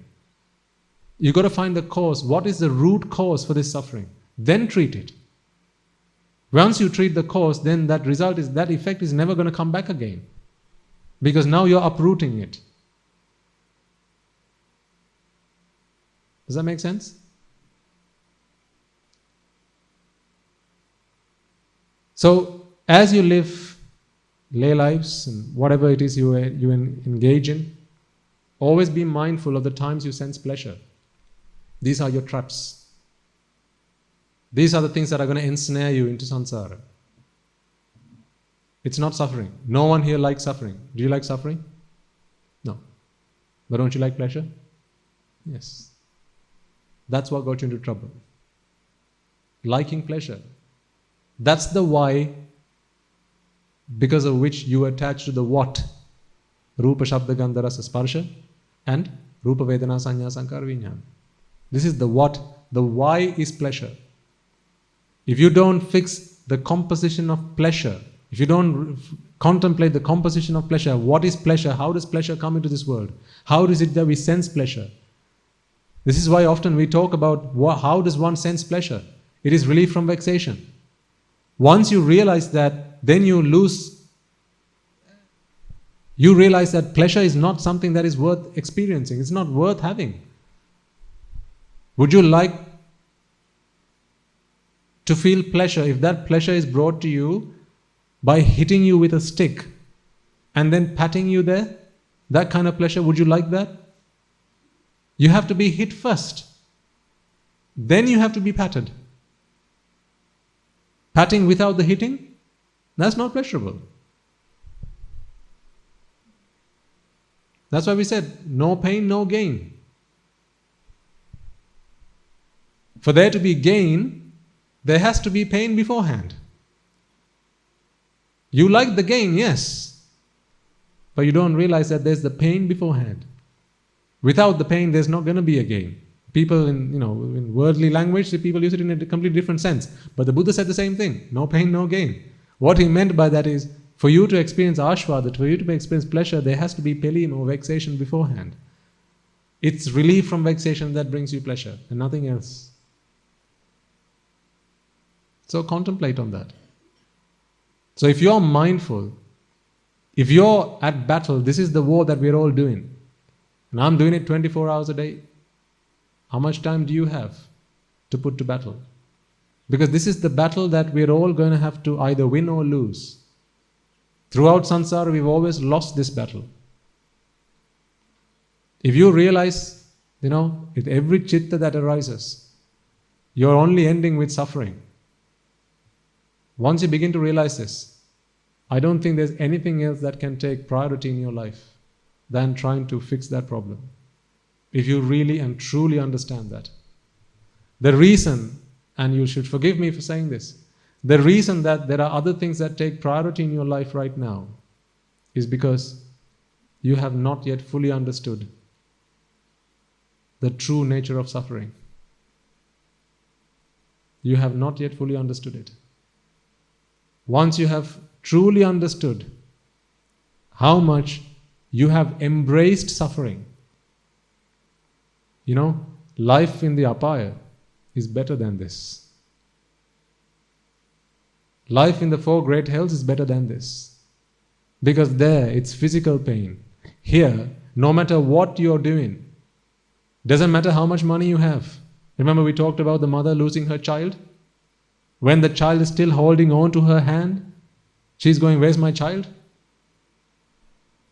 So if you're not a regular listener, you'll be going, what is he talking about? So go back and listen to previous sermons.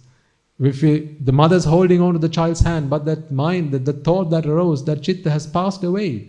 Now the mother can't sense that the child is holding on to her hand. So the mother's going, where's my child? This is happening at 1 billion times a second. It's going through life and death at 1 billion times a second. Life in the hells is not that bad.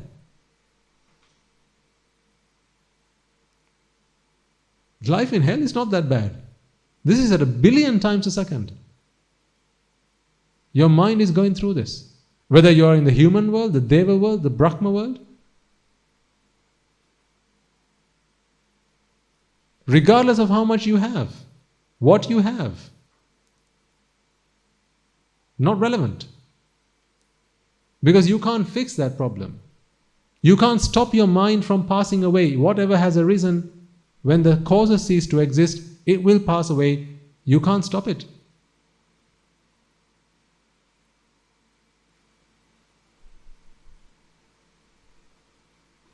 You can't stop it. So if you can't stop it, then there's only one thing you can stop, and that is attachment. Attachment is caused by ignorance. And that ignorance is, this thing that you're holding on to is pleasurable. You see? Seriously, what you really have to do is something that's really simple. You don't have to do a lot. It's very simple. Did you not think that attaining Nibbana was a really hard thing to do? Before you started listening to the sermons? Nibbana, oh God, don't talk to me about Nibbana. When are we ever going to be able to do that? Maybe when Maitri Buddha comes into this world, just maybe, if we are lucky, we'll do it. But attaining Nibbana is not so difficult. What you need to understand to attain Nibbana is not so difficult.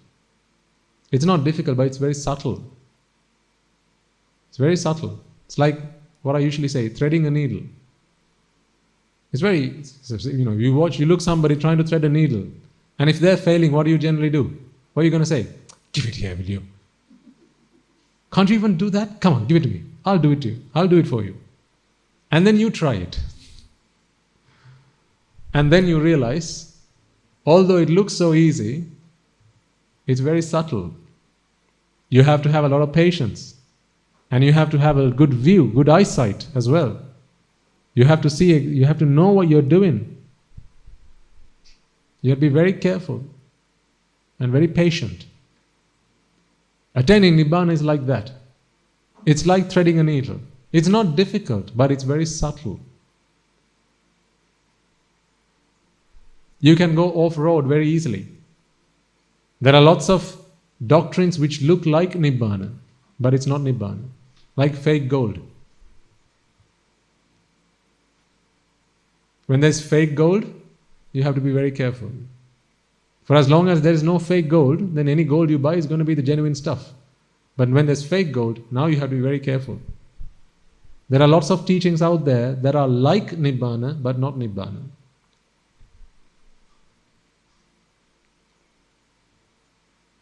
Some people talk about extinguishing the Rupa. Rupa Niruddha. Rupa Nirodha. Vedana Nirodha. Sanya Nirodha. Sankara Nirodha. Vijnana Nirodha. Then a lot of people have come and spoken to me. They talk about their experiences, and half the time I just sit down and listen, and after they've said their piece, I go, oh, good. Good luck. If I were given $1 for every time someone came up to me, not to ask me, but just tell me what they know, they just want someone to listen to them. If I were given $1 for every time someone came, I'd be a millionaire by now.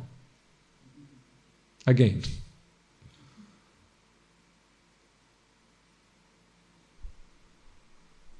They've gone down a wrong path.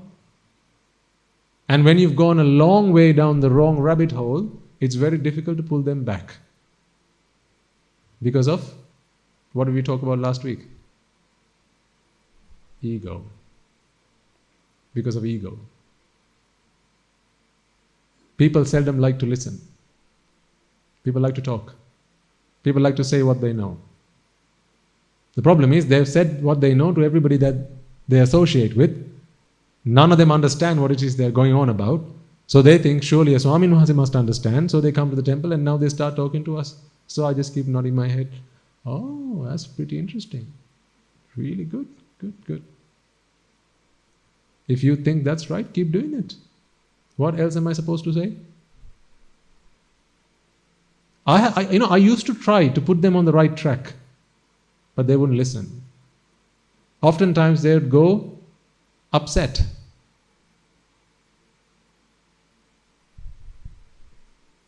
Oftentimes they might even go offending the Swamin ones that they were talking to and doing them more damage than they had before they came in.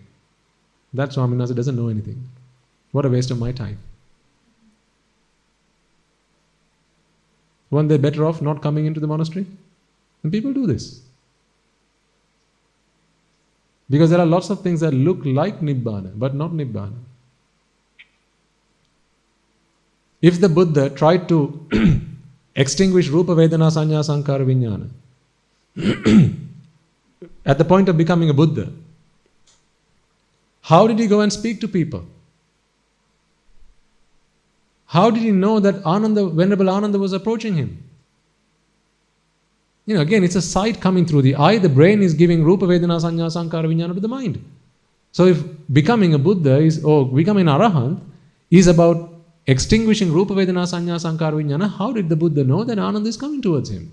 He wouldn't, would he? No.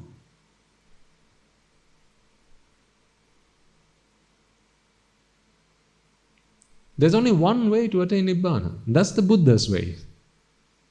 Don't try to discover other paths.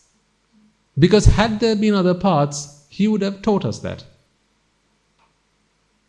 When the Buddha says there's only one cause for suffering, don't try to go looking for another one. Excuse me. There is only one cause for suffering. Not two. Only one. Not half. There's only one. And that is attachment. Is it not so clear to you by now that attachment is the cause of all suffering? Every example we come through, every time we talk about your life experiences, is there ever a time where you have suffered where there is no attachment playing part in that? Whether it's stress or anger or resentment or frustration or whatever, it's always attachment. Why do people get angry? You're attached to something, it doesn't work out the way you want, now you're angry. So how do you treat anger? Can you treat anger? Yes, count to 10, right? Isn't that how they teach you? Count to 10 and that's how you treat anger? Count to 10.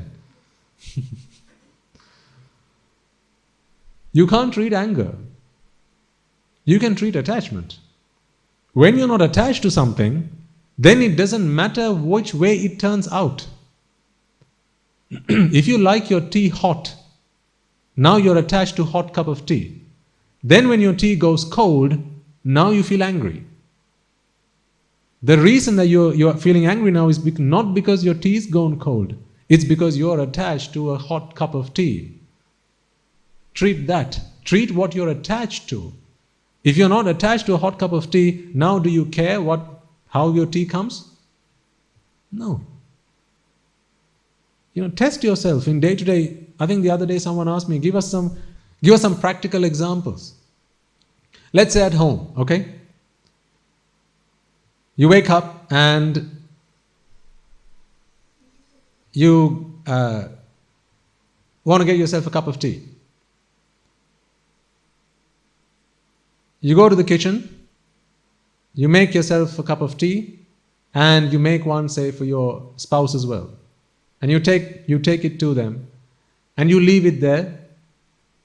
You say, hey darling, I've made you a cup of tea, come and have it when you're free. So they go away, they do go about their business, and then they come back, and now it's gone cold. Now they come and start shouting at you, hey, my tea's gone cold. Why did you bring me a cold cup of tea? I don't drink cold cups of tea, you know that. Now they start shouting at you, or they start blaming you for it.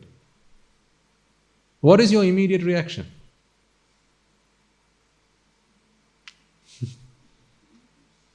Is it not justification? Your immediate reaction is going to be, well, whose fault is it that it's gone cold? I brought you a hot cup of tea. You left it there and now it's gone cold. Don't come blaming me. This is what you're going to say. You've just turned Devadatta back and given him a kick on his back. Have you or have you not? Devadatta came right into your arms, offering you an opportunity to fulfill your perfections. You said, no, not today, come back tomorrow. You know what's that they put on homes? Balagiri dose. Ada neme heta. It's like Devadatta, not today, come back tomorrow. So what you're saying is, I'm not so keen on Nibbana today, maybe tomorrow. Don't do that. Don't be the one who says something back. Really try this out, at least next week, in the following week, before you come back next week, try it out. Someone complains, my tea's gone cold. I'm so sorry, let me go and get you another one. It's going to be so difficult to say that. So incredibly difficult. Try it if you can. Someone says the food's too salty. I'm so sorry. Let me go and get you another plate. Someone says, why haven't you swept the house? And you just did. A few minutes ago, only he came in with his shoes on. And now that's where all the dust and mud has coming from. You know that. He doesn't want to accept that. What is going to be your immediate reaction? How dare you say, I didn't sweep the house. That's what I've been doing all day. You walk in, mister, with your shoes on, and now it's dusty and it's dirty. You get the broom, you sweep it. That's how you might feel like saying. You just asked Devadatta, turn around, and gave him a kick on his back. In other words, you're saying, Nibbana, not today, not so keen on, maybe tomorrow. Fight the urge. Fight the urge to come back with a response. Don't feel that you always have to have the last word.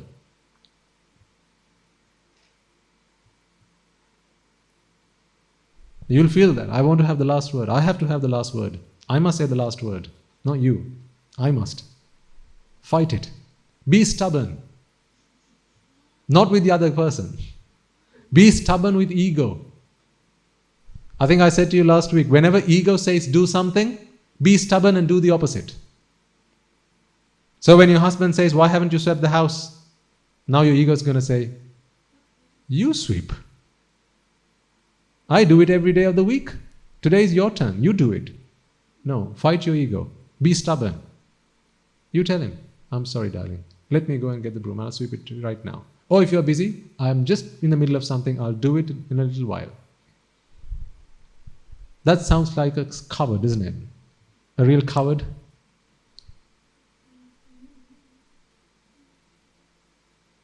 It's not like you to do something like that, is it?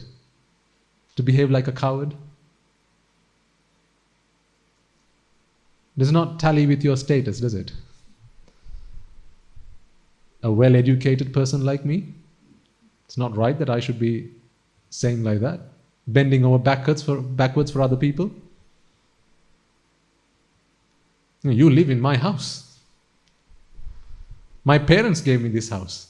You came here and now you're living in my house and you have the guts to ask me to sweep the house when I've already swept it. These are some of the feelings that will come from inside. Fight them. If you are serious about Nibbana, fight it. This is Mara. You have nowhere to go looking for Mara. That is Mara. Mara is not in Paranimita Vasavartiya. There's Mara there, right there with you. Right when you're feeling that anger, that resentment, I just did it. Fight it. If you win that battle this time round, you're going to feel so happy you did it. Be the carpet on which people come and wipe their feet. If you're serious about Nibbana. If not, that's okay. If you're serious about Nibbana, be like the carpet on which people wipe their dusty feet. And when they come in with their shoes, they've got all sorts of stuff on their shoes. Sometimes it's dust, sometimes it's poo. Be that. Nivatya. Be the coward. Whatever you want, do to me. Provided they're not causing you physical harm, because then it becomes difficult. Mentally, let people walk all over you. This is not something you would learn in a personality development class, would it? Let people walk all over you? Are you kidding me? But if you want to be someone with real character, someone who has real guts, someone who has a real strong personality, then you're the one who can stand up to that and not fight back and be okay with that. Ask yourself, are you that kind of person? If not, practice it. It's with practice that makes perfect. Practice makes perfect. The first time is going to be so difficult. How many times have you been faulted when it wasn't your fault?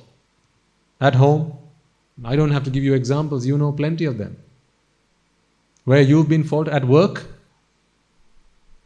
you've been blamed, but it wasn't your fault. Something else went wrong. Project was late. You're the project manager, you get blamed for it, but someone else, some supplier, it was their problem. They were late. Well, the problem is at work, you're going to have to keep your job. So you're going to have to justify. But can you justify without feeling anger? That's the important thing. If you're justifying, that's okay, because you're expected to point out right from wrong, particularly at the workplace. But if you're feeling anger inside, now you have failed. You have failed. You might look victorious in the face of the world, but in front of the Lord Buddha, you have failed. In front of who do you want to be victorious? Every man and his dog? Or the Supreme Buddha? Whose face would you like to see a smile on because of you? Every man and his dog or the Supreme Buddha? This is the Supreme Buddha we are talking about. It's like, how did you learn to ride a bicycle? None of us got on the bike and started riding it first time we got on it, right? It was the first time we got on a bike. We all fell. But that didn't stop us. We got back on it again and started riding again. And what happened? Sure as hell, fell again. But we got back on it again. Until when? Until you were able to maintain your balance. Not until tomorrow, not until next week, until we were able to maintain our balance. Until we were able to reach our goal. So that's how long you have to keep fighting it. Remember, you're trying to do something today, madam, that you have never tried to do in samsara. In samsara, we have always done the complete opposite. Whenever someone said something, you always had two things to say back in return. It was an eye for an eye, wasn't it? A life for a life. That's what we were used to in samsara. But now, that's not who we want to be. That's who we were. That's not who we want to be.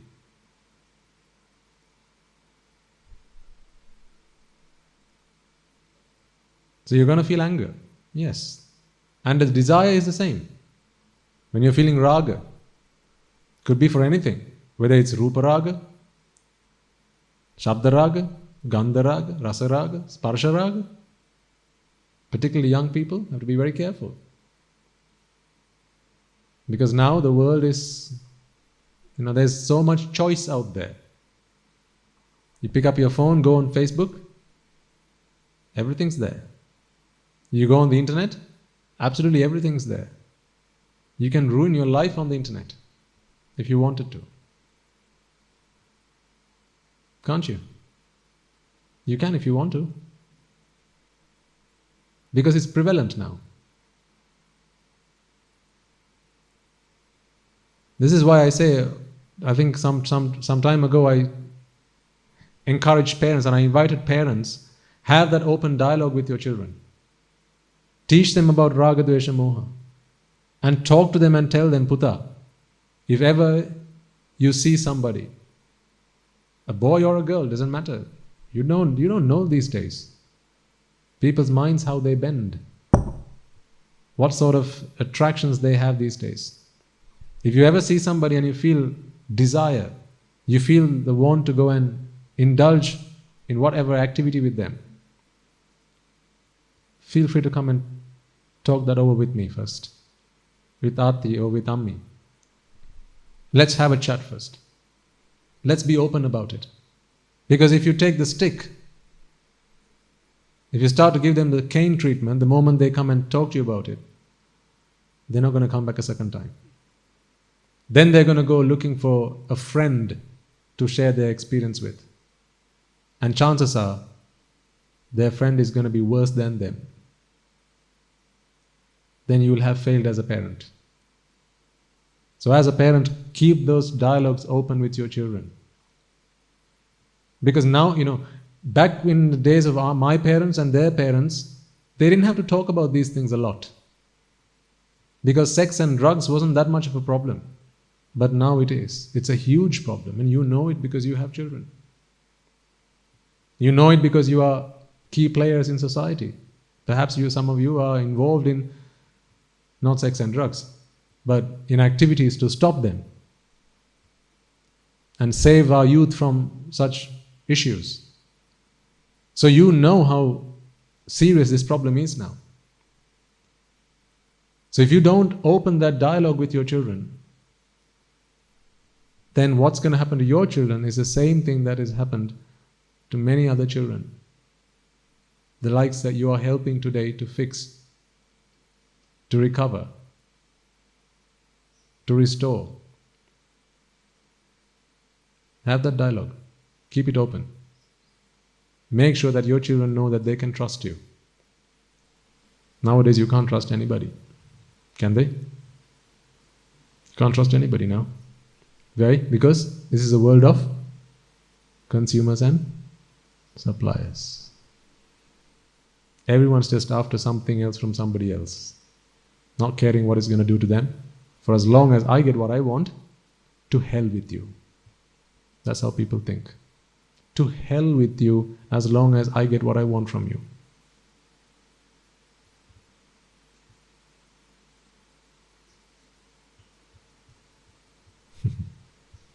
It's really sad that we have to talk about these things, isn't it? In a Sugati world, in a human world, where we've come to attain Nibbana, a chance we've all had to come and attain Nibbana, we are today having to talk about stopping children from being abused by sex and drugs. I wouldn't mind if I was talking to a bunch of dogs. That would be okay.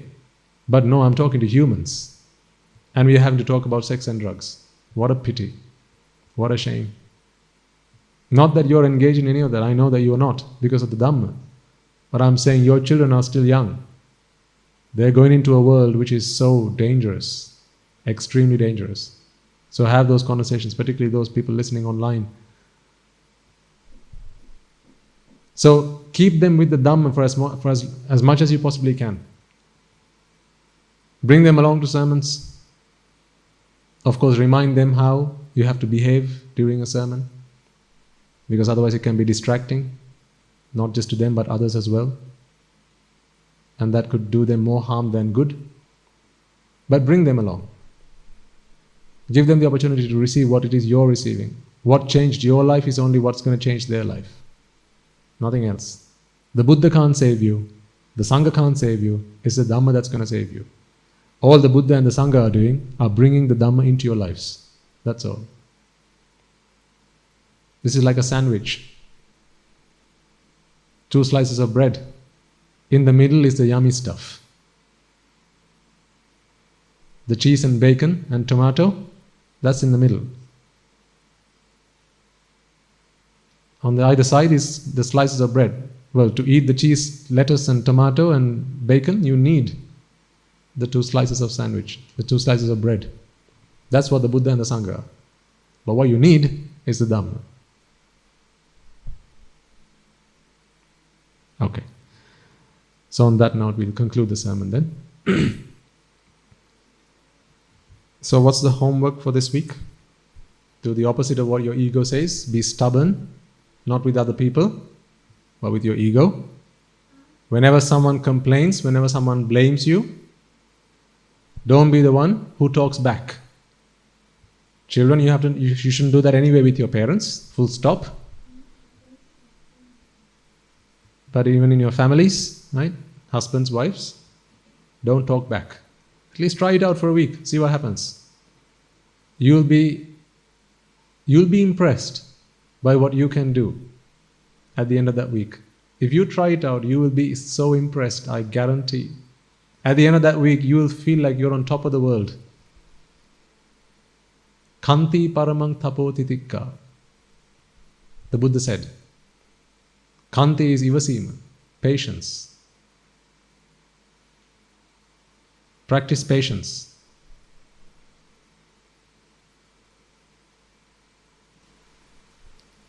This is a practice that beats all other practices. Practice patience. Nibbanang paramang vadanti Buddha. Buddha is coming to this world to preach Nibbana. Nahi pabbajito parupaghati. Pabbajita. So he speaks of the monks. But can you not apply this to yourselves? I'm a monk in mind as well as in body. What can you be? In mind. Nothing can stop you from that. Be a monk in mind, be a nun in mind.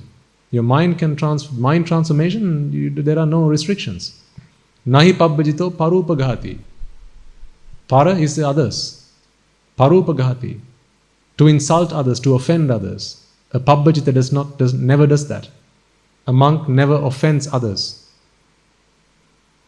Never insults others, never abuses others.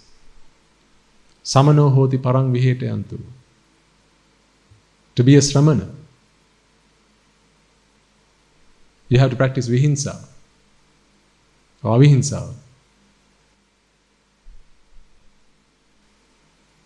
Non-violence. Being kind, being generous to others. But where's the start of this? Patience. See how patient you are. If you are serious about Nibbana, then there mustn't be a limit to your patience. So practice. So that's your homework for this week. I'll ask you next week how it went. You better come with some examples. Okay. So we'll chant the Arya Maitri for a moment and we'll conclude the sermon there. May I and all beings in all worlds be freed from the fire of birth, freed from the fire of decay, freed from the fire of illness, freed from the fire of death, freed from the fire of sorrow, freed from the fire of lamentation, healed with the ultimate bliss of Nibbana, healed with the ultimate bliss of Nibbana, healed with the ultimate bliss of Nibbana.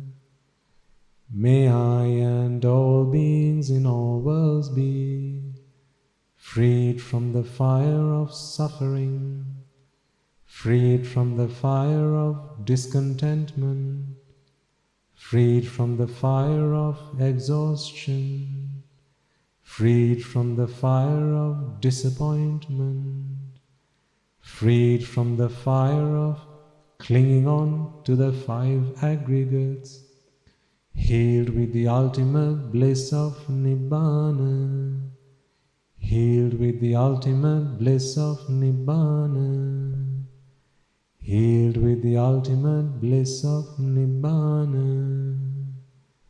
May I and all beings in all worlds be freed from the suffering of samsara, freed from the disease of samsara, freed from the fear of samsara, freed from the fire of samsara, freed from the burning of samsara, freed from the sorrow of samsara, freed from the lust of samsara, freed from the clutches of samsara, healed with the ultimate bliss of Nibbana, healed with the ultimate bliss of Nibbana, healed with the ultimate bliss of Nibbana. The karma worlds are in despair, May I and all beings be freed from the Kama worlds. The Rupa worlds are in despair. May I and all beings be freed from the Rupa worlds. The Arupa worlds are in despair. May I and all beings be freed from the Arupa worlds. All worlds are in despair. May I and all beings be freed from all the worlds. Nibbana is the only salvation. May all beings attain Nibbana. Nibbana is the only salvation.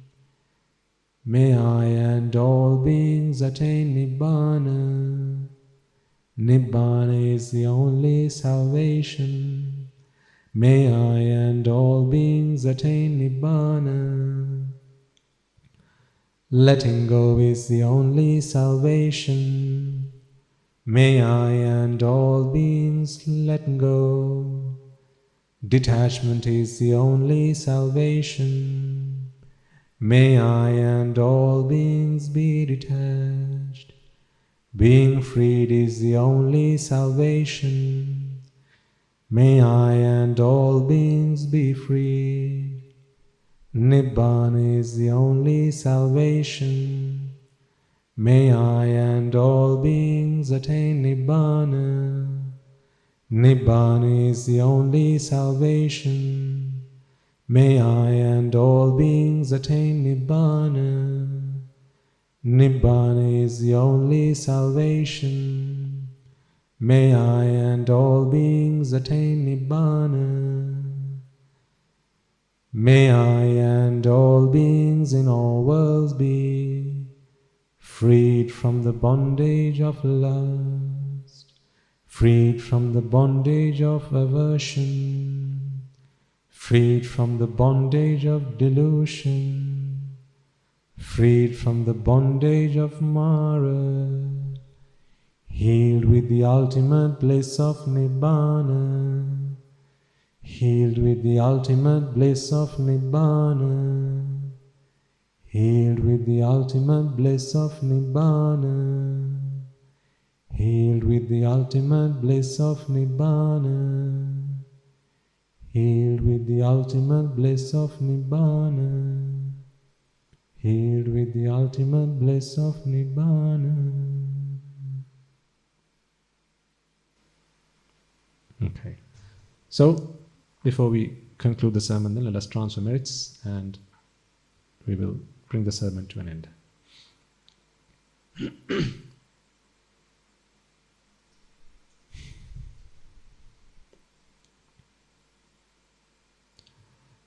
First and foremost, as we did at the beginning, let us take a moment to reflect on the fact that it is because of the supremely enlightened Buddha, the perfect one, the infinitely compassionate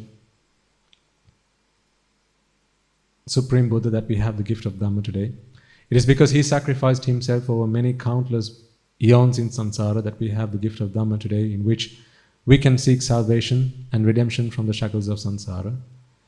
Let us also spare a moment and spare a thought for the bhikkhu, bhikkhunis, upasaka, upasikas who throughout the generations from the time of the Buddha all the way up until now protected and preserved the Dhamma in the form of the Tripitaka and passed it down to us through the generations. It is thanks to them that today we have the Tripitaka, which we can study, we can analyze, we can contemplate on and reflect on in order to redeem ourselves from samsara. So, may they all be able to rejoice in the merits that we have all acquired today. If any of them have been born in the woeful planes, may through the power of these merits, they be able to redeem themselves from those woeful planes, be born in the blissful planes, and may through the power of these merits, they abstain from the unmeritorious deeds, fulfill the meritorious deeds, fulfill the noble eightfold path, and attain the supreme bliss of Nibbana. Sadhu, sadhu, sadhu. Let's also take a moment to transfer merits to all members of the Mahasangha, wherever they may be throughout this world. They're all members of the Mahasangha who have dedicated their lives to practicing the Noble Eightfold Path and attaining the bliss of Nibbana that was taught to them, expounded to them by the Supreme Buddha. May they all be able to rejoice in the merits that we have all acquired today, particularly sparing a moment to transfer merits to the members of the Mahasangha as well as the bhikkhus and the nuns who are resident in your local temples, in your local nunneries, wherever it is that you may be residing. It is they who have always been by your side, been through rain and shine, been through the thick times and hard times in your life, been through the good times and bad, and providing Dhampasal education for your children and so on and so forth. It is them who have always been with you. Although you have come along today to this monastery to listen to sermons, make offerings to the Buddha, Dhamma and the Sangha, do not forget that it is them who have always been by your side. So may they all rejoice in the merits that we have all acquired today. May through the power of these merits they abstain from the unmeritorious deeds, fulfill the meritorious deeds, fulfill the Noble Eightfold Path, and attain the Supreme Bliss of Nibbana. Sadhu, sadhu, sadhu. Let us also take a moment to transfer merits to the Devas, Brahma, spirits, demons and the dead that we started at the start of this sermon, as well as mothers, fathers, brothers, sisters, uncles, aunts, nephews, nieces, grandparents and so on that we have had not just in this birth but also in our previous births. All those countless beings in countless births in samsara who have been to our help, support and assistance, who have always been by our side, helping us, supporting us, shaping our lives for better. May they all be able to rejoice in the merits that we have all acquired today. If any of them have been born in the woeful planes, may through the power of these merits they be able to redeem themselves from those woeful planes, be born in the blissful planes. May through the power of these merits they abstain from the unmeritorious deeds, fulfill the meritorious deeds, fulfill the Noble Eightfold Path, and attain the Supreme Bliss of Nibbana. Sadhu, sadhu, sadhu. Let us also take a moment to transfer merits to all those who have made this event possible, perhaps by inviting you to be here, perhaps by offering you transport, or perhaps by ushering you to a seat, or maybe by offering you a glass of water. Whatever, whoever might have done to help make your stay here comfortable and pleasurable, and making your listening experience comfortable in any way, shape or form, may they all be able to rejoice in the merits that we have all acquired today, as well as those monks and anagarikas who have spent a lot of energy and time, taking the time to stream these sermons online and make them available to our online listeners wherever in the world they may be. It is thanks to them, as well as their effort and the technology that is available to us, as well as those benefactors who have made generous donations to make such comforts, make such resources available so that listeners all over the world are able to listen to these sermons and be able to attain Nibbana, be able to do so. So may they all be able to rejoice in the merits that we have all acquired today. May through the power of these merits they be abstained from the unmeritorious deeds, fulfill the meritorious deeds, fulfill the Noble Eightfold Path, and attain the Supreme Bliss of Nibbana. Sadhu, sadhu, sadhu. Also let us take a moment to transfer merits to the members of the armed forces as well as the police force who fought a long and bloody war in Sri Lanka. They sacrificed their lives to protect and preserving our motherland. It is thanks to them that today we can live in peace and harmony. We are able to have the time as well as the peace of mind to practice the Dhamma. It is thanks to them that we are able to do so. May they all be able to rejoice in the merits that we have all acquired today, as well as those men and women who might have lost their lives during the war, be friend or foe. May they all be able to rejoice in the merits that we have all acquired today. Also take a moment to transfer merits to those men and women who might have lost their lives in natural calamities and disasters such as the tsunamis, not just in Sri Lanka but also in other countries. They may be friend or foe, or perhaps acquaintances, but perhaps the majority of them are not acquaintances of yours. But do not forget for a moment that there is not a single being in samsara who has not been a mother or a father to you in this infinitely long journey in samsara. So every man, every woman, every child who might have lost their lives, who might have been destitute as a result of such calamities, have been a mother, been a father to you in this infinitely long journey in samsara. So may they all be able to rejoice in the merits that we have all acquired today. Let us pass on those merits as a payback for all that they have done for us throughout this infinitely long journey in samsara. This is our opportunity to pay back those debts that we owe them. May through the power of these merits, if any of them have been born in the woeful planes, they be able to redeem themselves from those woeful planes and be born in the blissful planes. May through the power of these merits they abstain from the unmeritorious deeds, fulfill the meritorious deeds, fulfill the Noble Eightfold Path, and attain the Supreme Bliss of Nibbana. Sadhu, sadhu, sadhu. Let us also take a moment to transfer merits to all those men and women who have dedicated their lives to leading this country, protecting this country, developing this country. It is thanks to them that today you and I have the freedom of time and peace of mind to practice the path, practice the Dhamma, and redeem ourselves from samsara. If not for them, you and I will today have to be leading this country. You and I today will have to be developing this country and protecting and preserving this country. It is thanks to them that we have the freedom of time and peace of mind to do this. Therefore, may they all be able to rejoice in the merits that we have all acquired today. May, through the power of these merits, they abstain from the unmeritorious deeds, fulfill the meritorious deeds, fulfill the Noble Eightfold Path, and attain the Supreme Bliss of Nibbana. Sadhu, sadhu, sadhu. And finally, may through the power of all the merits that we have all acquired today in preaching the Dhamma, in listening to the Dhamma, in making this event possible and in contributing to this, to the success of this event in any way, shape or form, whatever capacity you might have had, as well as making offerings to the Buddha, Dhamma and the Sangha, preparations that you might have done in preparation, in readiness for today, all those chittas, every single one of them, all that merit that we have all acquired towards this program, towards this today's event, may through the power of all those merits that we have all acquired today, men and women throughout the world, people just like yourselves, be empowered to practice the Noble Eightfold Path, and through their practice may we be able to witness the advent of many hundreds of thousands of Arahatun Wahanses on this blessed land in our very lives itself. Sadhu, sadhu, sadhu. And may you and I and everyone who has contributed and come together to make this event possible and joined us in any way, shape or form, be able to become one of those Arahatun Wahanses, one of those Arahat Mehenin Wahanses in this very birth itself, in the era of the Gautama Supreme Buddha itself. Sadhu, sadhu, sadhu. The members of the Mahasangha will now transfer their blessings to you. May I and all beings in all worlds be freed from the fires of desire. May I and all beings in all worlds be freed from the fires of aversion. May I and all beings in all worlds be freed from the fires of delusion. May I and all beings in all worlds attain the supreme bliss of Nibbana. May the Noble Triple Gem be with you all forever. Sadhu, sadhu, sadhu.